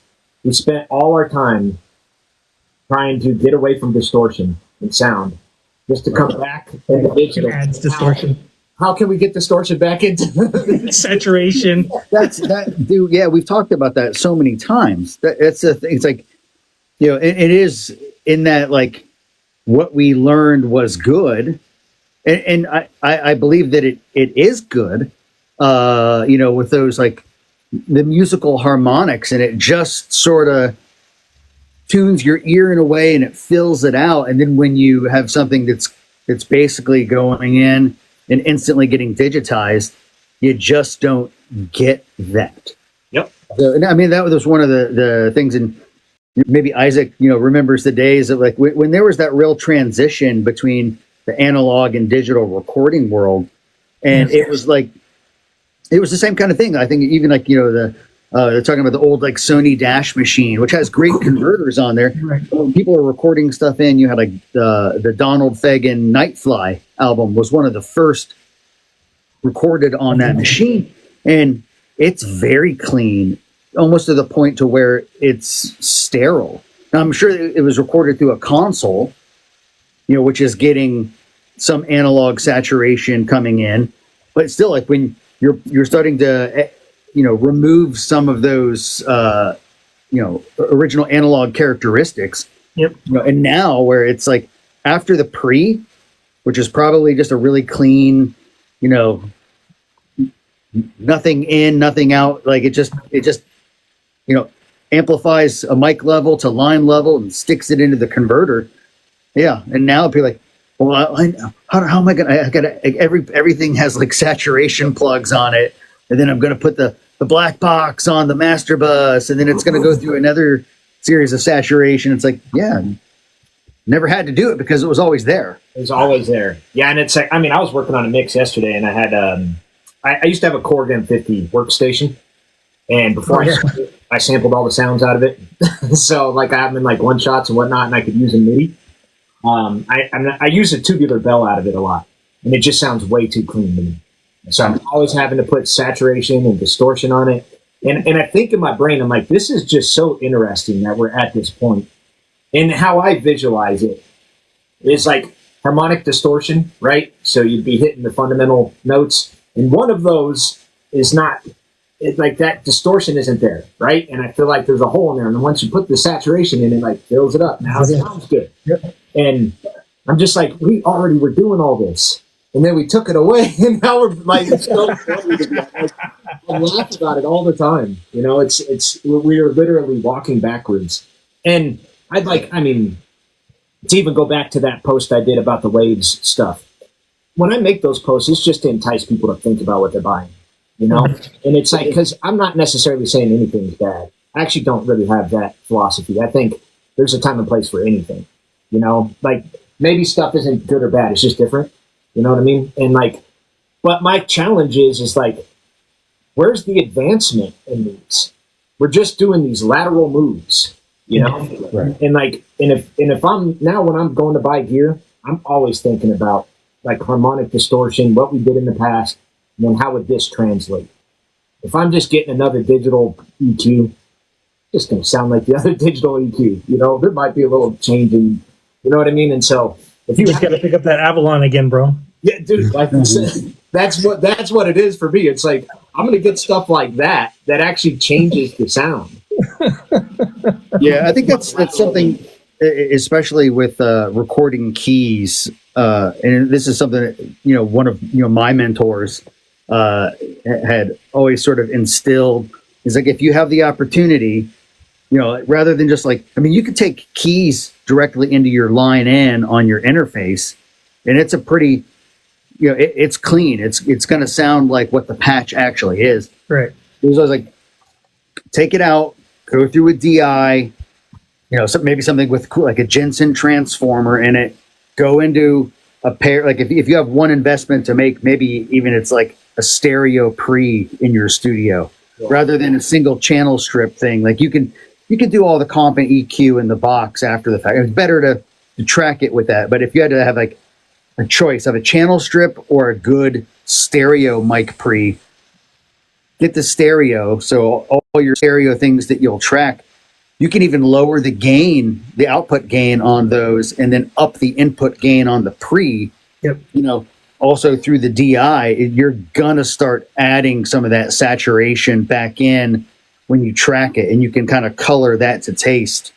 You know. Yeah, that's exactly like the stuff that I like doing because it works. It works, and you know, when it comes down to especially purchasing equipment these days, I think about that stuff often. It's like, is this going to help in terms of the sound that I want to get to? So I'm like, I don't even necessarily look at like brands anymore. I'm just, what does this do in terms of function? And then how can I fit this into my workflow? And I think oftentimes too, at least from my perspective, I see people equating expensive gear with quality. And that's not always the case. No. You said To it. go back to your waves discussion, though, but I think you have a valid thing there where I think what you're trying to get people to do is to understand the basics. Yes, that's Learn it. the basics. Learn that you have volume, EQ, and compression. No matter whatever plugin company comes out, it's volume, EQ, and compression. Saturation. We'll throw saturation in there. But Pan. pan. It's like it's variable volume, you know. Right. But, you know, and I think for any young engineers that are listening to this, like, that's whenever we discuss things about AI and all that kind of stuff, I think really what we're after is learn your basics. Because if you get placed in this, and we've said this before, if you ever get placed in a situation where somebody doesn't have the plugin that you're used to, they don't have the gear that you're used to, if you don't understand your basics, how do you expect to function? How do you expect to do what you need to do? I can be placed in, and I'm sure any one of us can be dropped into a studio anywhere in the world, not have any of our own stuff, and be able to take care of a session, run a live show, all that kind of stuff, because we understand the basics of what we need. So if there's anything for you all to learn, is learn your basics, train your ear, make mistakes, all those things. So, yeah, I mean, you're exactly right. I mean, in fact, yesterday I was doing a live, and it started off a bit shaky because when I started the live, it was what the artist sent in to me, right? And so I had to like level it, get it cracked. I'm starting from scratch, right? I didn't even know what was sent to me. So we're going to tackle this in real time. And I spent probably a better part of an hour to an hour and a half just EQing and compressing and being very methodical. And I got to a point where the chat was like, dude, this already sounds mixed. And I'm like, there's no delays, there's no reverb. And I'm like, I haven't done this to life yet. Yeah. And like the compression in EQ and I say this a lot, I actually think EQ is probably the most important tool we possess as engineers, because I could do so many things in creating a soundscape with just EQ. Compression to me is just flavor. You know, it's a little bit of sprinkle, but like a lot of times I don't even need it, you know, and like when you get to this point, like the chat was like, well, can you show me your plugins? Show me your chain. I don't have anything on it. I mean, it's coming from my board, of course, but like I literally have no plugins up. I haven't even started on that. And like, so anything I add at that point is going to be very tasteful.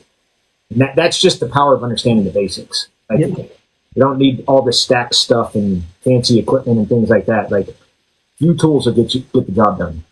Yeah, I think this is a key point to me in the whole thing of when we say like you're bringing it in and you're balancing the tracks that a client may or may not have sent you. And balancing it isn't just like, in a way, normalizing the volume on every track. Exactly. But you're bringing it in and you're balancing it to where if I had all the faders up at unity, then the gain per track coming out the left right sounds reasonably mixed. Mm-hmm. You know, I'm not going to make my hi-hat mic at the same like dB output level as the lead vocal. You know, I mean, because then I'm just going to be pulling it back down. The fader is going to be minus 20. Right. Now. Then you're in weird like areas for the fader resolution. You know, nerd. That's our international sign for nerd. Pushing up my glasses. Here she guys. But yeah, it's like the balancing, and what's great with Pro Tools and a lot of other DAWs that are out there is like you can just clip gain. Clip gain. And I think that's one, like just put the faders up at Unity, play it, start, you know, hopefully you've already listened through at least each track and they're labeled correctly. And, you know, it isn't like audio underscore 01 dot, you know, you're trying to figure out what that is. But yeah, once that's in and you kind of get a general idea of what the song is, and you're like, okay, yeah, oh, that's really hot. Or even just like, first thing that he's correcting is something that's obviously clipping an output, you know, but then you can just sort of bring these things up and down and then like, okay, yeah, this sounds like a song now. Yep. And then you start addressing, you know, those issues. And I think one of the good things that I like when when you go live, Rob, is like you'll solo things up occasionally. Mm-hmm. And I know that sometimes you have, like, if you're like, I'm hearing something and then you're going in to inspect it. Yep.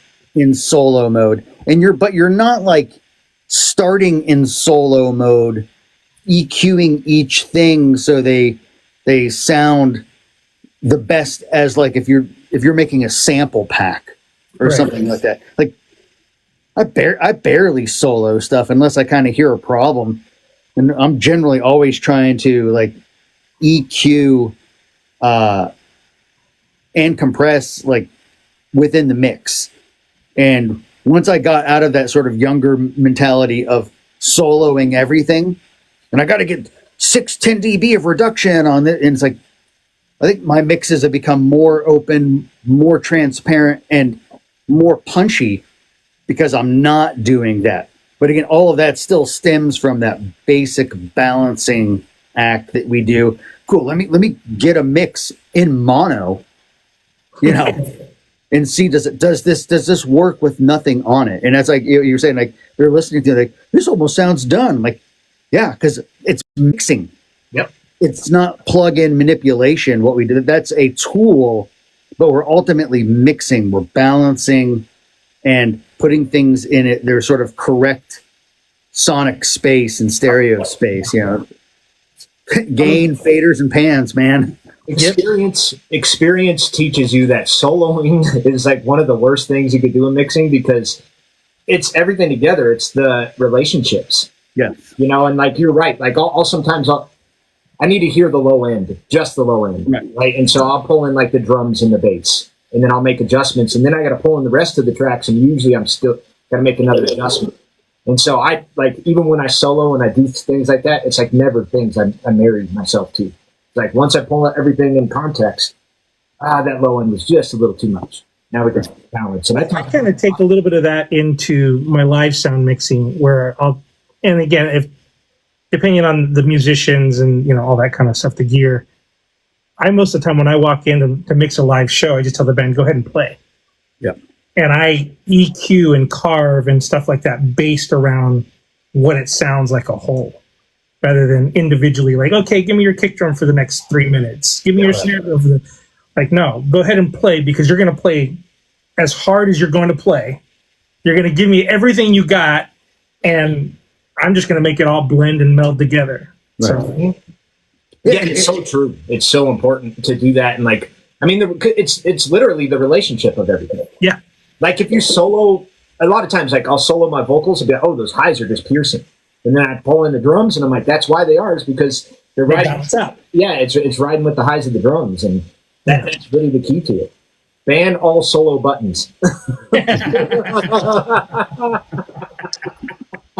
Yeah, and it's funny, from the live perspective, which is, it's not different than the recording side. I mean, how many times, Isaac, in a live show, are you still making gain adjustments on a channel? The whole show? Like, yeah. You're making minor adjustments here and there. The whole show. And I mean, like, the carve out for that is if, you're on maybe a smaller club show where you're doing monitors off the same console. But in the world where you don't, or where you have a monitor split, I'm not worrying about making gain adjustments because it's not going to affect their in-ears or their wedges or something. But even tracking, like, I'm always like making little tweaks. Minor adjustments, yep. Yeah, because like you start seeing something, you start hearing maybe a bit of a vocal thing gets a little crunchy. I'm just kind of pulling the gain back, riding that little gain back a little bit. Yep. And I don't want to hit stop me. Like, I'm sorry, it got a little distorted there when you said it. Like, no, man. Like sometimes, like, just that. As long as it's not a colossal catastrophe, like it just went. Like you'll hear, like, even especially like these API pre's, like there's a thing, like when they clip, you hear it. It goes. Yes. And that's the kind of thing where I'm like, okay, that was one hit on a snare, and I'm going to let that eat. I'm going to back off the gain, and for that part of the track, I'll just go in and cut a good hit and slide it into place. Right. And hopefully that that fixes it, and I didn't sit there and waste the artist's time and that type of stuff. But yeah, it's just like those little micro moves, but you're always making it. Yep. And it's the same kind of thing where, like, that solo mentality of this EQ and this well, all of those devices are still input gain dependent. Mm-hmm. Yeah. So it's like you might like find this one spot of the song where if I'm just treating the track as a continuous whole, I'm like, okay, well, it's getting really low here. So, I see a lot of this YouTube thing about, it's really just like perpetuating over compression. Like, well, we're going to bring this thing down, and then bring it up to here. Like, well, what happens when it gets loud? Now it's like dynamics. You're smashing that vocal, and all I hear is like the back of somebody's throat. And it's like turning into like some like gravelly kind of thing. Like that's not what we want. But it's like again, like, yeah, I'm going to go and balance the track, and even if I have to cut up certain sections where I can tell, okay, yeah, there's a quiet vocal. Maybe I'll gain that up. So again, I don't have to, work as hard. And you've got like, we've talked about like fader resolution before. I want to get it up there. So like when I'm doing automation, like my moves are meaningful. Right. It's not like this much space to go between -20 and -10. Like I've got this much space to go between 5 and 1. Right. Or 5 and 0, Well, let's just face it. When in terms of balancing, that's 80 to 90%. That's the crux of mixing. Like you literally are almost at the finish line. And so, like, especially me, like once I got to that point yesterday, every move I made was very tiny. It was small. Then it becomes almost like taste It at really that point. is. And I'm like, I always like, I don't know if people can even hear it. But It's like adding salt and pepper to a meal. Just kind of. It's really easy to overseason too. So that's the whole thing about it, is like, it's very delicate. You got to be very careful. And like that, if you could get the balancing down, at least that's giving you a good start. You know, Right. You're ready to go. You got all the equipment you need. And so don't get me wrong. It's easy to screw it up at this point, but you're at least starting off, you know, in a good spot. And then from there, that's how you could really start to teach yourself, like, okay, I don't really need that much compression like I was doing. I don't need that much EQ. You know, like the one thing that I think frustrates me the most, that just gets regurgitated online over and over, is just like, this is how you EQ. It just throws me over the edge, because I'm like, listen, we got to listen. We cannot use our eyes to mix, number one. And then number two, if you're soloing the vocal and trying to find bad frequencies, trust me, you're going to find You'll find them, yeah. You'll find tons of them. And you just keep cutting. Your EQ's all these notches coming out of it. Tons of notches. And like sometimes you got to do that for a creative decision, right? And sometimes you get bad recordings where the EQ looks a little funny. This is why you don't mix with your eyes. It's just do what like the track needs. In fact, I got a record in. I just mixed it last week. Oh, it was recorded badly. We'll just put it that way. And my EQ looked a little crazy. It's not EQ I typically do, but what I did is I cleaned up all the resonant frequencies and the weird wonky tones that I just knew were like, this is not going to translate well in the mix. And then I grabbed an Avalon, but the one from UAB, and I pulled in a preamp. Then I did my EQ to bring the stuff back in. Right. I did my compression, and I'm like, now we're sitting somewhere. And what that thought process was is like, I didn't record the vocals, so I got to get them cleaned up enough to where now I It's can almost like you did record it, basically. Yeah. Exactly. And that's the whole thought process. And what that'll do is this just sets you up for success. You know, you start to do these things. And then when I actually went to go mix, I'm like, the vocals didn't need much. So I just cleaned them up to begin with. So there's times where I'm making those moves and I'm doing that, right? But it's all intentional. This isn't like I'm rinse, repeat. And just because Joe Schmo told me to sweep for frequencies and Right. EQ, like I had 18 dB of 800 on a vocal. It's probably, I was like, oh, 800 sounds really bad. You know, the thing is like, this is like a deep perspective I've been living with these, especially recently, that James just touched on so many important things, that at the end of the day, we're the consumers. Right. And when you get into like content and online, that the content's king at this time, right? And music has become marketing, and that's a fact. And so if you're an artist out there and you're creating music, think of this, because this is a powerful thing to understand, that content's king. And you should be making music for TikTok and for content to then blow up your Spotify and blow up all the rest of it. It comes first from content. And so I know artists that make way more money in content than they do their music, and they're successful in music. Yeah. And that's the whole thing about it, is like these companies understand this. Our whole industry is designed for it. And so you could take a page from their book and utilize it for yourself, and like, that's the truth of it, is that like a lot of it is just stuff being marketed to us over and over and over. We got Black Friday coming up. How many new plugins are going to come out? How many, like, and I get on a microphone. I'll be the heck, dude. I got some new stuff. But like, it's like, how can you do that as an artist, right? And then bring that into your, business or model, And I think about that a lot. Like, I think James touched on super, super important stuff. Like, in terms of our industry, it's kind of it's smoke and mirrors in a lot of ways. Oh, totally. Maybe the flip side of that, at least on the engineer side, and we should definitely hit digital products question of, did tech kill the music industry? And we've kind of been touching that, but we can hit that more specifically. Sure. But the TikTok engineer,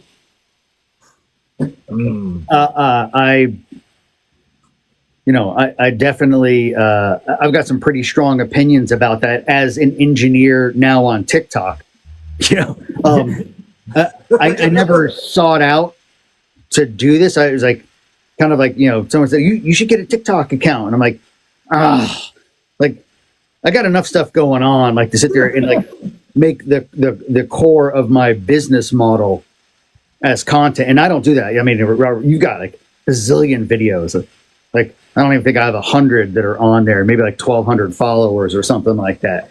And so that's like insignificant in the social media sphere, but like the sort of the rise of the TikTok engineer in the smoke and mirrors from these manufacturers. Like there's a lot of smoke and mirrors of these TikTok engineers that are out there that, man, if they're putting out information that's relevant, it's already been put out by 100 other people, and they're like, yeah, you should use proper gain structure.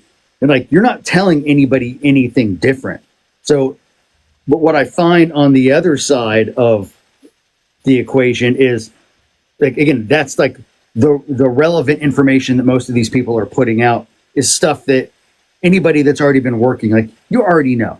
And for students, it's readily available in multiple places. So these guys are not giving you anything that is new, earth-shattering, groundbreaking. And it's important that you have established people also, like we're doing, like proper gain structure, good mic technique, the best treated space that you can reasonably work with, understanding your listening environment, basic things of music arrangement. Like these are all the core fundamentals that really impact great records. But like I said, the flip side with like the TikTok mixers that haven't mixed a record I've ever heard, Yeah.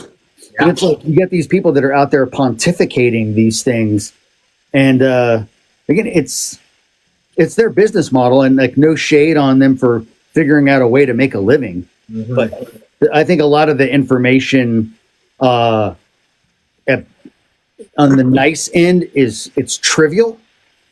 And, maybe being a little bit more critical about it, it's like, it's dangerous and counterproductive. Yeah, 100%. 100%.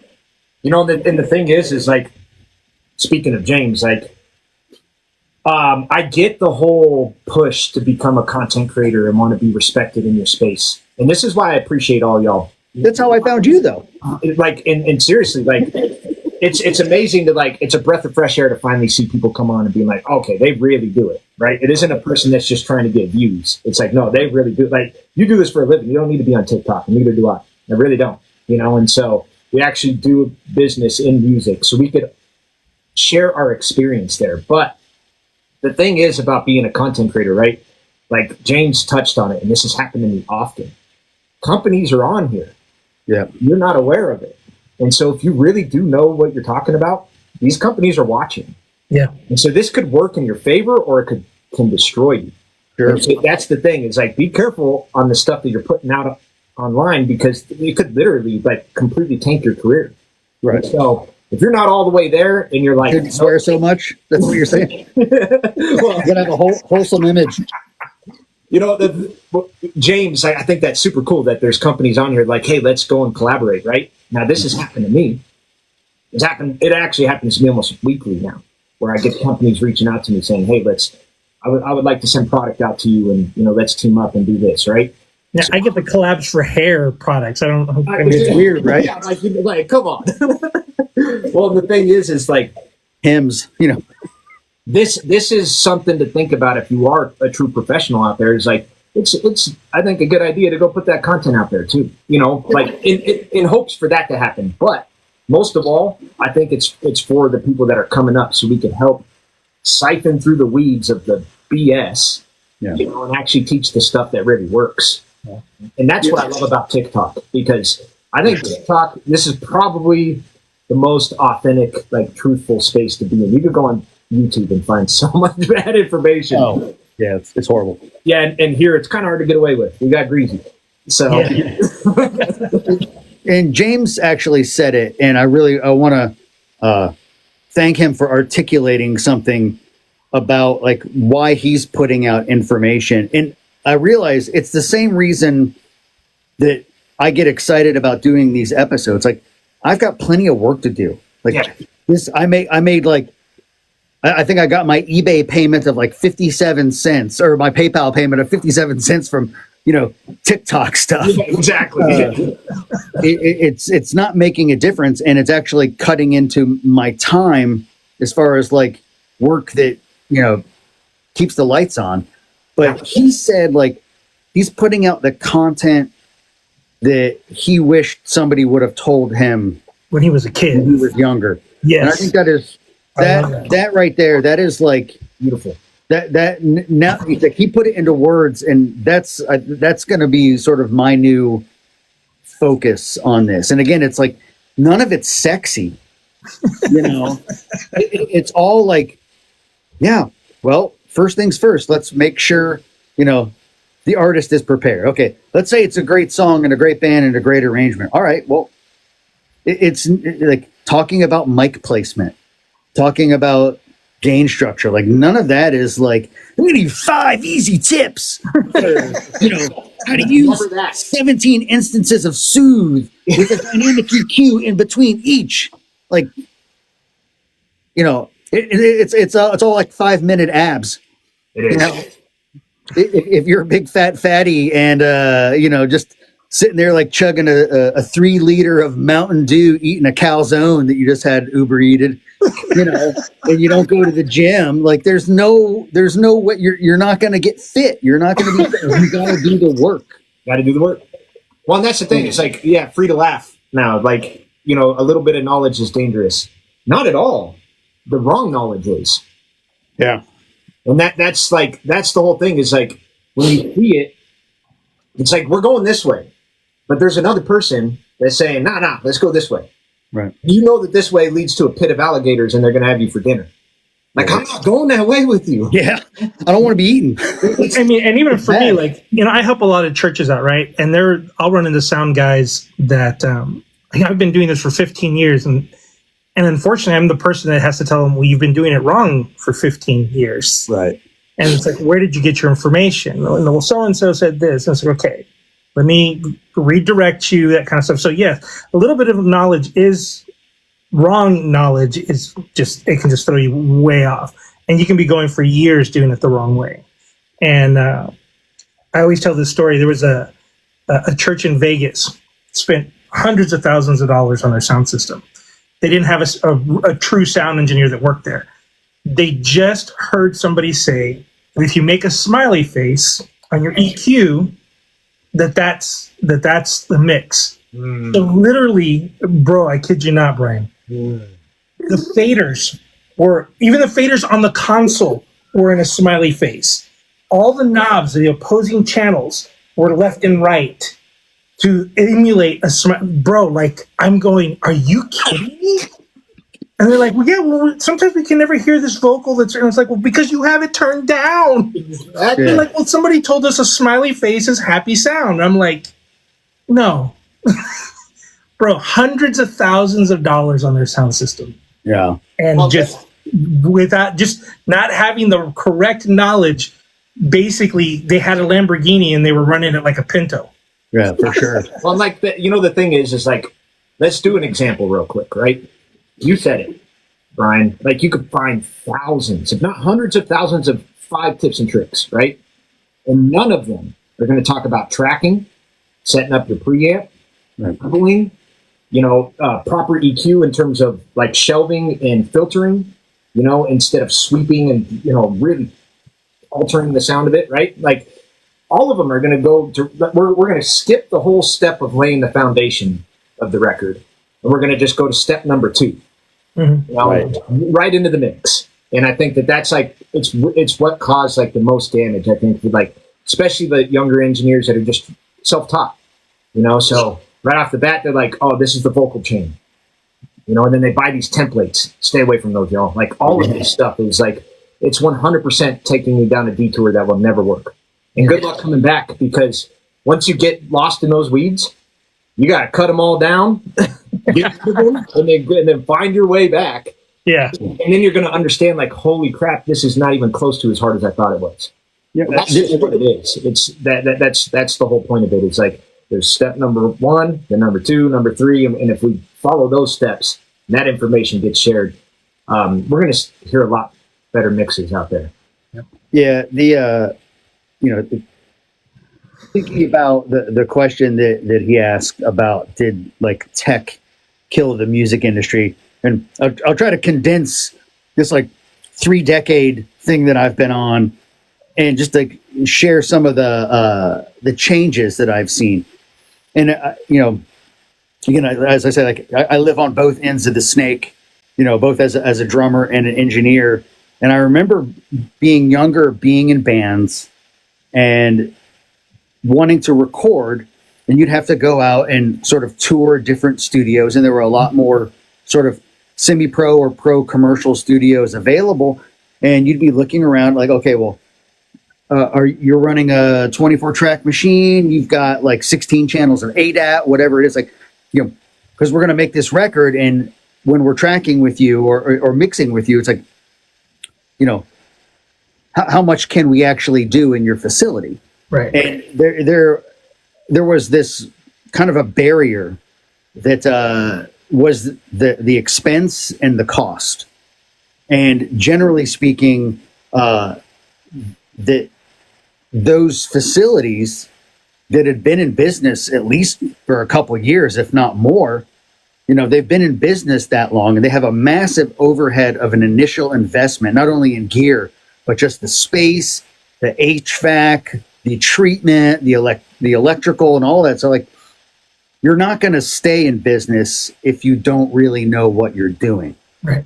And so there was a very big economic hurdle towards making a record, and as the advent of digital recording, has come in, and it's made it so much easier for home users, just for artists to sit there and, like the old school, like grab their inbox and, pull in a drum loop and just start like laying down stuff. Like initially my thought was like, this is great for people making demos. Yep. Yes. It's just like, wow, you can just, you don't have to have that expense of going to the studio to lay down a demo idea of something. You could do it at home. And like, this is really cool. And sonically, it just wasn't the same as, tracking through gear. Right. Quality, reliable gear that sort of produces a recognizable and, familiar and consistent kind of a sound. And now we've pushed it to where, God, it is so easy to record multi-track stuff at home with relatively inexpensive gear. I mean, and we're to say we're in the digital age, like we've been in the digital age. Everybody has a computer. Everybody has a laptop. And they're so powerful, so now anybody can do it. And I think the problem is, because you have the access to the, like, your own sort of virtual studio, does not mean you should ever be doing it if you don't know what you're doing. I mean, I know we've talked about this before. Like, how many projects have somebody said, hey, can you mix this? I tracked it all at home. And instantly I'm like, oh man, what am I in for? Do I even say, like, let me hear a rough, Me too. But if you go through and you have to like do all of this corrective action to fix the part of the tracking end. So answering, like, has tech, killed the industry? No. In many ways, like, some of those same tools that sometimes are dangerous in somebody's hand. and yeah, gatekeepers ensure quality control. I hear, again, like, I'll be well, actually, we got a couple Gen Xers here. I am pro gatekeeper. Positive gatekeeping. I've said it before. It's positive gatekeeping. It's like, again, if I'm a 16-year-old driver, I have no business driving a Ferrari. None whatsoever. I'm probably going to get into a wreck. Yep. And, but yeah, having that thing, and now that the tools that are available that can be problematic if you don't know what you're doing, for a younger engineer, like for me, I love having an interface. I can track 24 channels in my house, easy and cleanly. and I know what I'm doing because I've been doing this for a long time, but now that I've got all the stuff, and again, it's the same kind of thing where, you see these guys with like their mix tutorials, and you got 95 plugins on the bottom snare mic. I'm like, what are you doing? And like, we've said the same thing. Like, I was listening to the Progressions podcast and the episode with Andrew Sheps. Okay. Yeah. And, again, they were talking about a lot of these kind of issues, and it just like, it's still like the access to the gear is phenomenal. Mm-hmm. But again, if you don't know what you're doing with it, you can be so destructive to the art you're trying to create. Yep. Yeah. Rant over. Sorry. Yeah. I mean, it's so true. And Jay, I mean, that's the thing. Like when it comes to gatekeeping, I could see there's a negative connotation behind it, and that would be sure. These gatekeepers are stopping me from achieving my dreams. Well, and there is people out there, right, that will like hold back from teaching and things like that. And I would, I don't agree with that, right? I think that teachers should totally unleash, but that teacher also is charged with the fact that like you are going to let the student know if they're ready or not. And I think you put it best, right? Like you're not going to give a 16-year-old a Ferrari. It'd be crazy. Right. I'm not going to let, a 1 week electrical engineer wire my house either. Yeah. That's one of the things that Andrew Sheps had said. He's like, we've talked about like there are no rules. Mm-hmm. He's like, yeah, there are no rules, but there are finite rules of physics. Yeah, if you know them, there are no rules, right? You got to know. Yeah, and it's like they're like I can't like just ignore phase correlation because there are no rules. Mm. There are no rules to you being creative, but acoustics are a thing. Yeah. Natural resonance of a cello is a thing. Like you're never going to get around those things. And I think that there's again, in that sort of, with all the access, and this is common through the entire global society, to put on my geopolitical, hat, like the technology of the world has hit us probably faster than we can really absorb. Absolutely. We've had like this steady growth of tech, and we adapt to it, then it went like this. Yeah, now we're sitting in these rooms. Yeah, and now, I mean, in a certain way, for a business model, like, well, we got plenty of work fixing other people's stuff. It's a good thing. You just got to convince people that they need guys like us to fix their stuff. Yeah. What's funny is you've been breaking down like the rules, right? So like yesterday, I'm getting towards the tail end of the mix and I'm adding effects. I'm using Little Altar Boy. And I'm just doing like the low tone vocals, right? The transposing. And the vocal is in stereo. And then I start to boost the drive up, right? And I'm hearing this weird phase relationship just throw the whole thing out of whack. And I'm like, what is going on here? And everyone in the chat was like, oh no, it sounds great. And then there's David who's in there, and he was like, I know, I hear what you're talking about. I was like, something wonky is happening to the stereo field, right? And so I'm like scratching my head. And I'm like, what is going on here? Okay, well, I'm going to split it into mono, and then I'm going to just put the mono plugin on and do the same exact thing. Bam, problem solved. However, if I were to put that vocal in the background and had a lead vocal, it would have worked perfectly. Right. And so it's kind of just understanding that sort of thing. Like, there's a time and place to break the rule. There's a time and place to use the rule. Like, and got to understand them, not just how the function works, but the ears do as well. Mm-hmm. Like, I was just going to say, like, there's no rules, but if my ears are burning, thank you. After listening to your mix in my space at 83 dB, then, well, yeah, there are no rules, but you're causing pain. If I'm mixing a live show, like the dude that does the Stones is like, yeah, you can make it really, really loud if I get rid of the pain. Yeah, there are no rules, but well, like I say, don't hurt people and don't take their stuff. There's kind of basic life rules, right? It's funny you say that because it was Don't make my ears implode. It reminds me of that little Caesars commercial where the guy goes, "There's no rules," and he takes off his shirt and put your shirt back on. There's that rule. Right.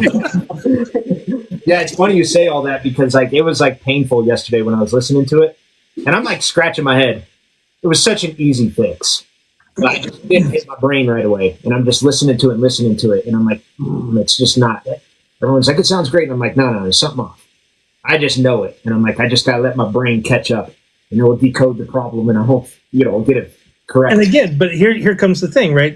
Not only just the experience, but the fact that you know what tool to pull up to help you figure out what was going on. Right. Yeah, I just knew it. It's. I mean. That's the thing with the experience part of it, and that's the whole, I guess, going all the way back to what we're talking about is the gatekeeping part of it, is that gatekeepers are going to gift you with the experience. Right. If they're doing it correctly, right? Teachers should be teaching. That's why y'all are amazing. I know both of you are educators, and you're not only on TikTok doing it, but you do it in real life. And that's the whole point, is if we're not passing the baton, we're going to lose this entirely. Yeah. Oh, for sure. And at least I can see for the foreseeable future, we're not going to get around the AI. We're not going to get around all these plug-in advancements. Nope. But what has held true, excuse me, what has held true since the beginning of recorded media is the recording side of things. You have a source, you have some transducer, you have it going to a recorded medium, and it has to get from point A to point B cleanly, or as you desire the sound to be. And at least, it may not be as sexy as 5 easy tips, but if we just keep hammering this home as the gospel of learn to properly record. And it doesn't matter the mic, it doesn't matter the interface, it doesn't matter the pre, it matters about the technique that you're using, and is it delivering the results that you want.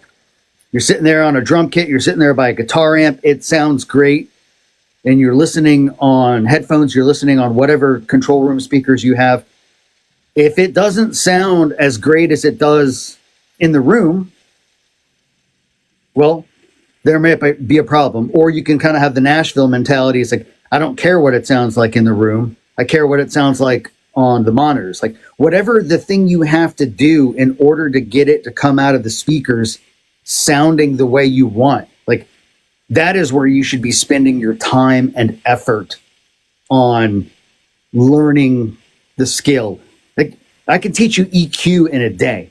I can teach you compression in a day. Yep. I can't teach you how to make things sound the way you want.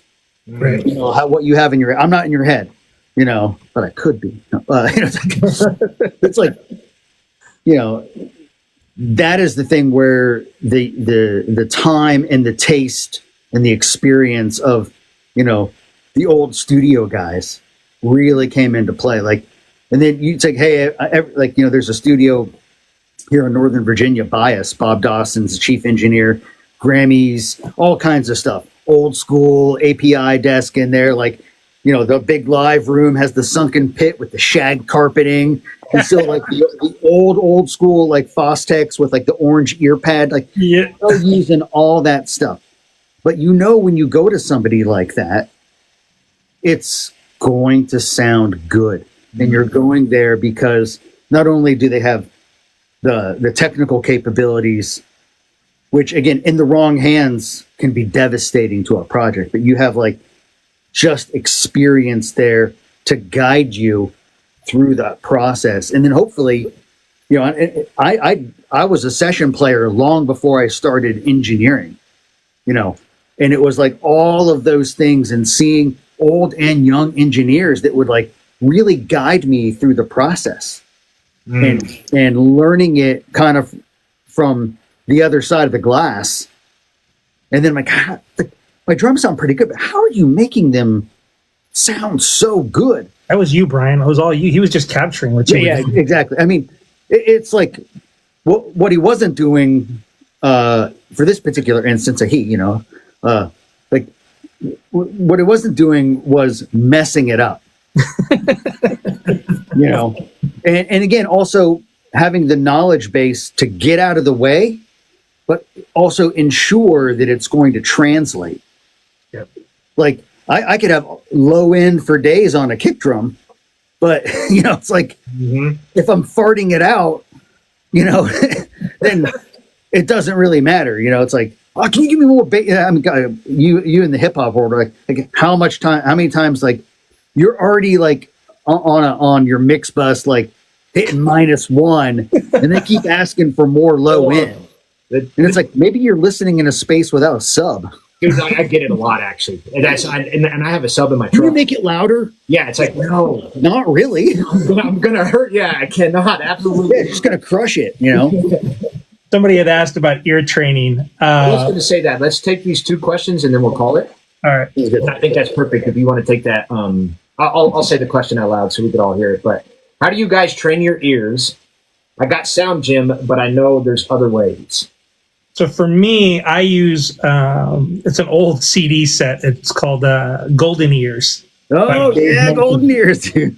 That one took you through a whole exercise of not only frequencies, but how to hear saturation, compression, EQ, reverbs, delay times, all that kind of stuff. It was pretty intensive. But every now and then I'll pull it back up and just kind of sit and listen. But the best way to do it, sitting between 2 speakers and, sorry guys, sweeping some frequencies to see what each of the frequencies are doing. Yeah, there's the book. It's F. Alton Everest called Critical Listening. Then there's an accompanying CD. I'm sure they have some kind of a download by now. That's been it's probably in its like 20th version of publication. Right. But that just goes through so many like practical exercises, not only in frequency, but with audio examples of like, here's where you can hear like positive distortion, and here's where you can hear destructive distortion, to where like this is not like musical distortion. This is like we crushed it on the way in, or maybe on the way out, kind of thing. That's a great resource. I mean, for the frequencies are certainly important. I know people that consider, that's 1647. Like that. I'm not the guy for that. But like you have a few key ones that you can kind of get close to, like 100, 250, 1K. Those kind of things that, all right, I'm hearing something around these areas, so you're not having to sweep so much. You're kind of like, yeah, it's like, it's really boxy in this male vocal. And like, okay, maybe that, again, that's where sort of there's like, here's how to EQ. I mean, there is some positive stuff to that, where it's like, you're kind of getting into the resonances of particular instruments. And a lot of those books also have like your 88 key piano chart as related to the frequency spectrum, and then the general, not harmonic, but the general fundamental pitch range of a variety of instruments. Like from a guitar goes from 78, 80 something, up to like 2K. It's like, okay, yeah, it's got that range. Okay, so at least you sort of know what the natural frequency band of an instrument is until you start getting like partials and harmonics and things like that. But yeah, I think that and the golden ears or any of that kind of stuff is do it daily. Daily. Yeah. Like, warm up your ears. There is, and I was going to say that too, but there's some app out there that does sine waves. It's called Quiz Tones. Oh yeah, Quiz Tones is great. Yeah, Quiz Tones is great. I was way off. You could get putting it through your monitors and doing that like often. Yes, like all the time. I still do it weekly. And then you said something to me that I think is it's genius to think about. And this is like old practice, but warming up your ears. And you really brought it home for me because I work out a lot, and so I went and did legs this morning. I do a full on warm up session. I don't like working out cold. You know, that's how you break things. And so it's essentially the same thing for the ears. You want to go in there just like in the gym, you know, warm it up. And what Brian would suggest is run some commercial mixes through your monitors, through whatever you're about to mix on. Listen to those, you know, and something maybe similar to the mix you're about to tackle, and let your ears adjust. And I think that's like a great way to warm them up and prepare them for a mix. Yeah, it even is just sort of activating that part of your brain that listens. Yeah. You know, it's not even like, well, I've got to warm up the actual, you know, eardrum thing, or ensuring that like I'm referencing at the same dB level in the room. It's just like I'm warming up my brain to critically listen. Yeah, exactly. Yeah, I think that's just getting into the mindset of now I'm listening. Yeah. What was the other question? What was the other question? Let me find it real quick. Okay. Why is mid-range so hard to determine? I get lost. What is mid-range? You know, I think there's a lot of people that are like, they got to turn up the mids. The mids on what? The mids on a piccolo? It's true. Like, collectively speaking, like, are we talking about EQ band? Like 20 to 20K? Like the mid of that, or the mid of an increment? Focus on how to determine. Yeah. How do you determine your mid-range? Like, if you were to, like, I'm trying to put my brain into their brain. And so we're living in the perspective of an engineer that is confused, right? And it's like, how are we going to get to the mid-range? Do you have any techniques that you would, you know, say, hey, I want to, like, just listen to the mid-range, or what would you do? Well, I mean, easy thing is to throw a high and low pass on your mix bus. Bring it in. And, you know, probably, I think, you know, you're getting maybe 250, you know, on the high pass side, and then maybe start pulling it down. Even it's pretty wide, like, you know, 250 to 5K. Yeah. Just sort of listen in that range where like no human vocal has a fundamental pitch even remotely up there, you know, on that end, let alone like, oh, I'm going to add some 12K air. You know, I mean, those are the things that like sort of bring back the liveliness of what we'd hear in acoustic space. But yeah, I would just, you know, scoop both sides of a mix and maybe just listen. I mean, that's why I sort of like mix cubes. That's what you got, right? Rob, you got some mixed cubes back there? Right there. You know, those are great natural tools, so you don't have to sit there and, you know, carve it up. Because again, you know, every EQ is going to induce some kind of phase shift.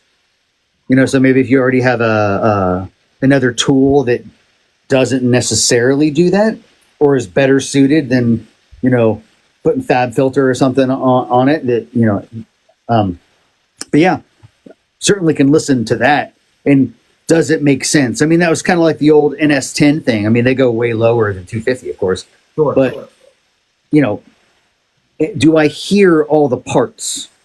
Exactly. You know, can I hear at least some fingers? I'm not going to hear the booty on bass, but can I hear the bass line? You know, that kind of stuff. That's what I would do. That's perfect. And then James said it's where the most things interact. Yeah. Yes. I think like one good thing, and this isn't necessarily mid-range, but it could help you understand it a bit better. And that's going into mono. And then, and then determine what should be mono and what should be stereo. And so like for me, typically your lead vocal right down the center, that's gonna give you all kinds of mid focus, right? Kick, snare, bass, lead vocal. There you go, right there. That's what it is. It's kick, snare, lead vocal, bass. These are all things that are great to like throw in the center, keep them there, and then start to put everything around it, you know, in terms of your soundscape, and do this in mono. And this will help you start to understand what is happening in the mid-range a bit better. At least for me, I can make better decisions in mono for the mid-range. You know, obviously, if you bring it back into stereo, like that's going to really open up the whole mix. And even in mono, you're still hearing the highs and lows, but it just helps you kind of determine a bit better. I mean, there is again like the older technique of monitoring in mono. You used to have to deal with mono compatibility. Yeah. Oh, exactly. Exactly. Like your grandma would have that TV that had the single earpiece that was in there. Radio, some radio, like AM radio, would be going in mono for a while. Most of these people don't know what that is. I mean, I would argue the phone is pretty much mono for the most part, and so it's like mono-ish or stereo, right? Yeah, like it's like you're going to get way more mid mono information, out of your phone, and so I think of it a lot like it's like 90% of people find artists through listening just through their phone speaker because they're consuming content and that's how they find you. So it's really, really important to get your records to sound good, down the center, in mono, and finding space for everything. Yeah, and I think that really goes back to that balancing thing. I mean, if you hear everything you want to hear, where you want to hear it in mono, I mean, that also, like, you will hear phase issues instantly in mono. Yeah. Especially with guitar modelers and stereo guitar effects. And, like, it sounds big and wide when it's in stereo, but, like, it collapses. It appears in mono. In mono, yeah. Oh, there were times when I first started, and I would notice I'd be mixing in mono. I'm like, man, I got this fader pushed all the way up to the top, and I can barely hear the guitar. What's going on? Yeah, it's too much on the sides. Yep. Yeah, and that's where like, again, it's sort of like the too much information. Like, you should, like, if you haven't been doing this for a while, don't ever ask us about like MS stuff. Absolutely. Or the stereo wideners or all these things, or like the SSL now has like the space, and what do they call this thing? The space and width. Like the space actually pushes more low end information to the sides, and yeah, you can mess up a lot of stuff that way. Easy. Here's the thing, and I know this sounds counterintuitive. I had this engineer go off on me one time about this, but it works. It's insanely effective for me. Try to pan in mono. Be very, very careful.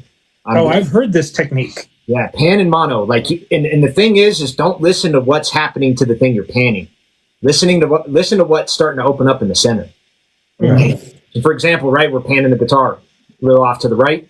You're going to start to hear the kick and the lead vocals open up a bit more, and then you can find a sweet spot there. And then pull it back into stereo. It might be a little too far off, but that's where if I get really, really confused on like the soundscape, I'm like, I'm gonna go into mono real quick and start messing around with the pan knob. And I'm like, there's my lead vocal.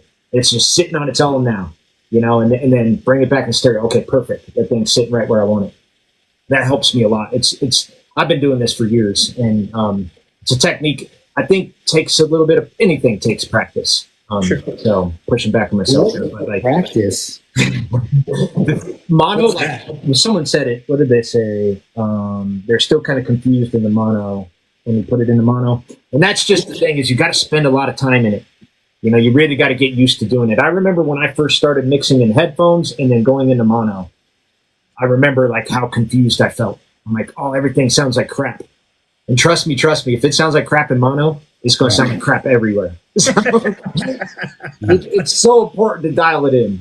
It's one of those that it's like you should start off, in the educational side of things. Like, hopefully you're starting off with easier sessions, sort of sessions that are in genres that you're familiar with.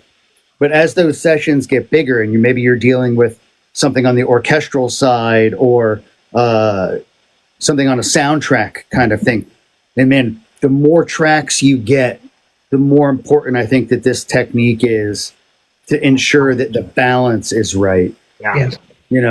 It's easy to like mix in mono on 2 tracks. Like, you just sit there, move the fader till it sounds right. But yeah, as more stuff gets in, and it's the same kind of deal where you'll also, when you flip back to stereo and you're finding that, now this thing is really too loud, and maybe it's not even that now it's fader too loud. It's that it's panned too far. Yeah, and it's just sticking out Where of it. it's like now it's like it's way over there, so I instantly notice it, and it really should be one of those felt not heard Yeah. Exactly. kind of things, you know. And I will say this real quick: like when you run into those issues, EQ is so effective here because like there's two things that are happening when we're panning. You know, we're putting it off to the left, but where is it determined in terms of depth as well? And so sometimes you'll pan to the right or pan to the left, and just what you said, now it's too loud. Right. Now we could go grab maybe some filters or shelving. Let's get some depth and push that 2-3 feet back from the lead. Right. You don't necessarily have to pull down the fader because maybe it's actually sitting at the right volume. But what's just happening is it's just not in the right depth. There's too much high end or too much low end, and so it's riding with the lead. And I utilize this technique a lot. This is like really how you craft a great mix. Once you dial in that soundscape, everything just falls into place. It's EQ compression is like really, really easy, and everything translates. Yeah, this is, something sort of last thought on this. Like, I've done a lot of these live large orchestra shows. You're talking about 80-piece orchestra, then with a rhythm section and chorus, and hundreds of mics that are out there, and these are also like things that you in the live world you're dealing with time of arrival issues. Exactly. Yep. But we're trying to emulate differences in time of arrival often on a mix where something's overdubbed. There is no difference in time of arrival. It's like it's at time zero. So putting those things into the field, finding the tools of pushing them back. Like I would go on a live show and like have the stage plot mapped out, as a grid, and you could sit there and you could start like figuring out where, okay, this is, here's 3 feet, here's 6 feet. The percussion section is probably, 25, 30 feet back from where the conductor is. Yep. And the conductor is like, maybe that's time zero, and I'm delaying the PA back to the conductor and then delaying each thing else back from there. So when you're listening to it, you don't hear it all coming at you at the same time, and then I'm not going to put, the violins, which if you're looking at them, they're going to be off on the stage right side, the house left. Like if I'm putting them all in the middle, it's weird. Now I see them here, but I hear them there, It's just like, those kind of things. And all these are tips and ways of getting two speakers to sound or to translate. So your ears, which are used to hearing stuff, tell your brain, yeah, this sounds right. Yeah, it's absolutely right. Yep. All right, gentlemen. Yeah, I think this is a great podcast. Oh, for sure. Awesome. Chat, if you have not, please follow reference Brian and then my guy Isaac Kingdom Come. We are going to be doing these every Tuesday, 8 a.m. Mountain Time USA. So if you haven't followed me, please, and then just set your notifications. And unfortunately, last week's TikTok didn't record it, so I wasn't able to upload it. Let's hope that I'll be able to pull this one down. And I'm starting to put them on YouTube and whatnot, and I'm going to tag all my friends here. So we also, yes, of course, and we also have a Discord, which Brian and Isaac are in as well. So if y'all are interested in that, unfortunately, I couldn't put it on my bio here, but you just have to go to my bio, click on my Instagram, and then click on the link tree there on my Instagram. At the very top is the Discord. We're going to be doing, networking, collaboration, of course, tips, and helping people share their mixes in there. I'm going to start setting up some like video conferences and things like that. We could discuss sync and all this stuff they're talking about, all things audio. So appreciate y'all, of course. Happy Thanksgiving. All right. Yep. Happy Thanksgiving, everyone. Until next time. Brian, Isaac, have a good one. Thank you, James. All right, I'll see you. Howdy. See you guys.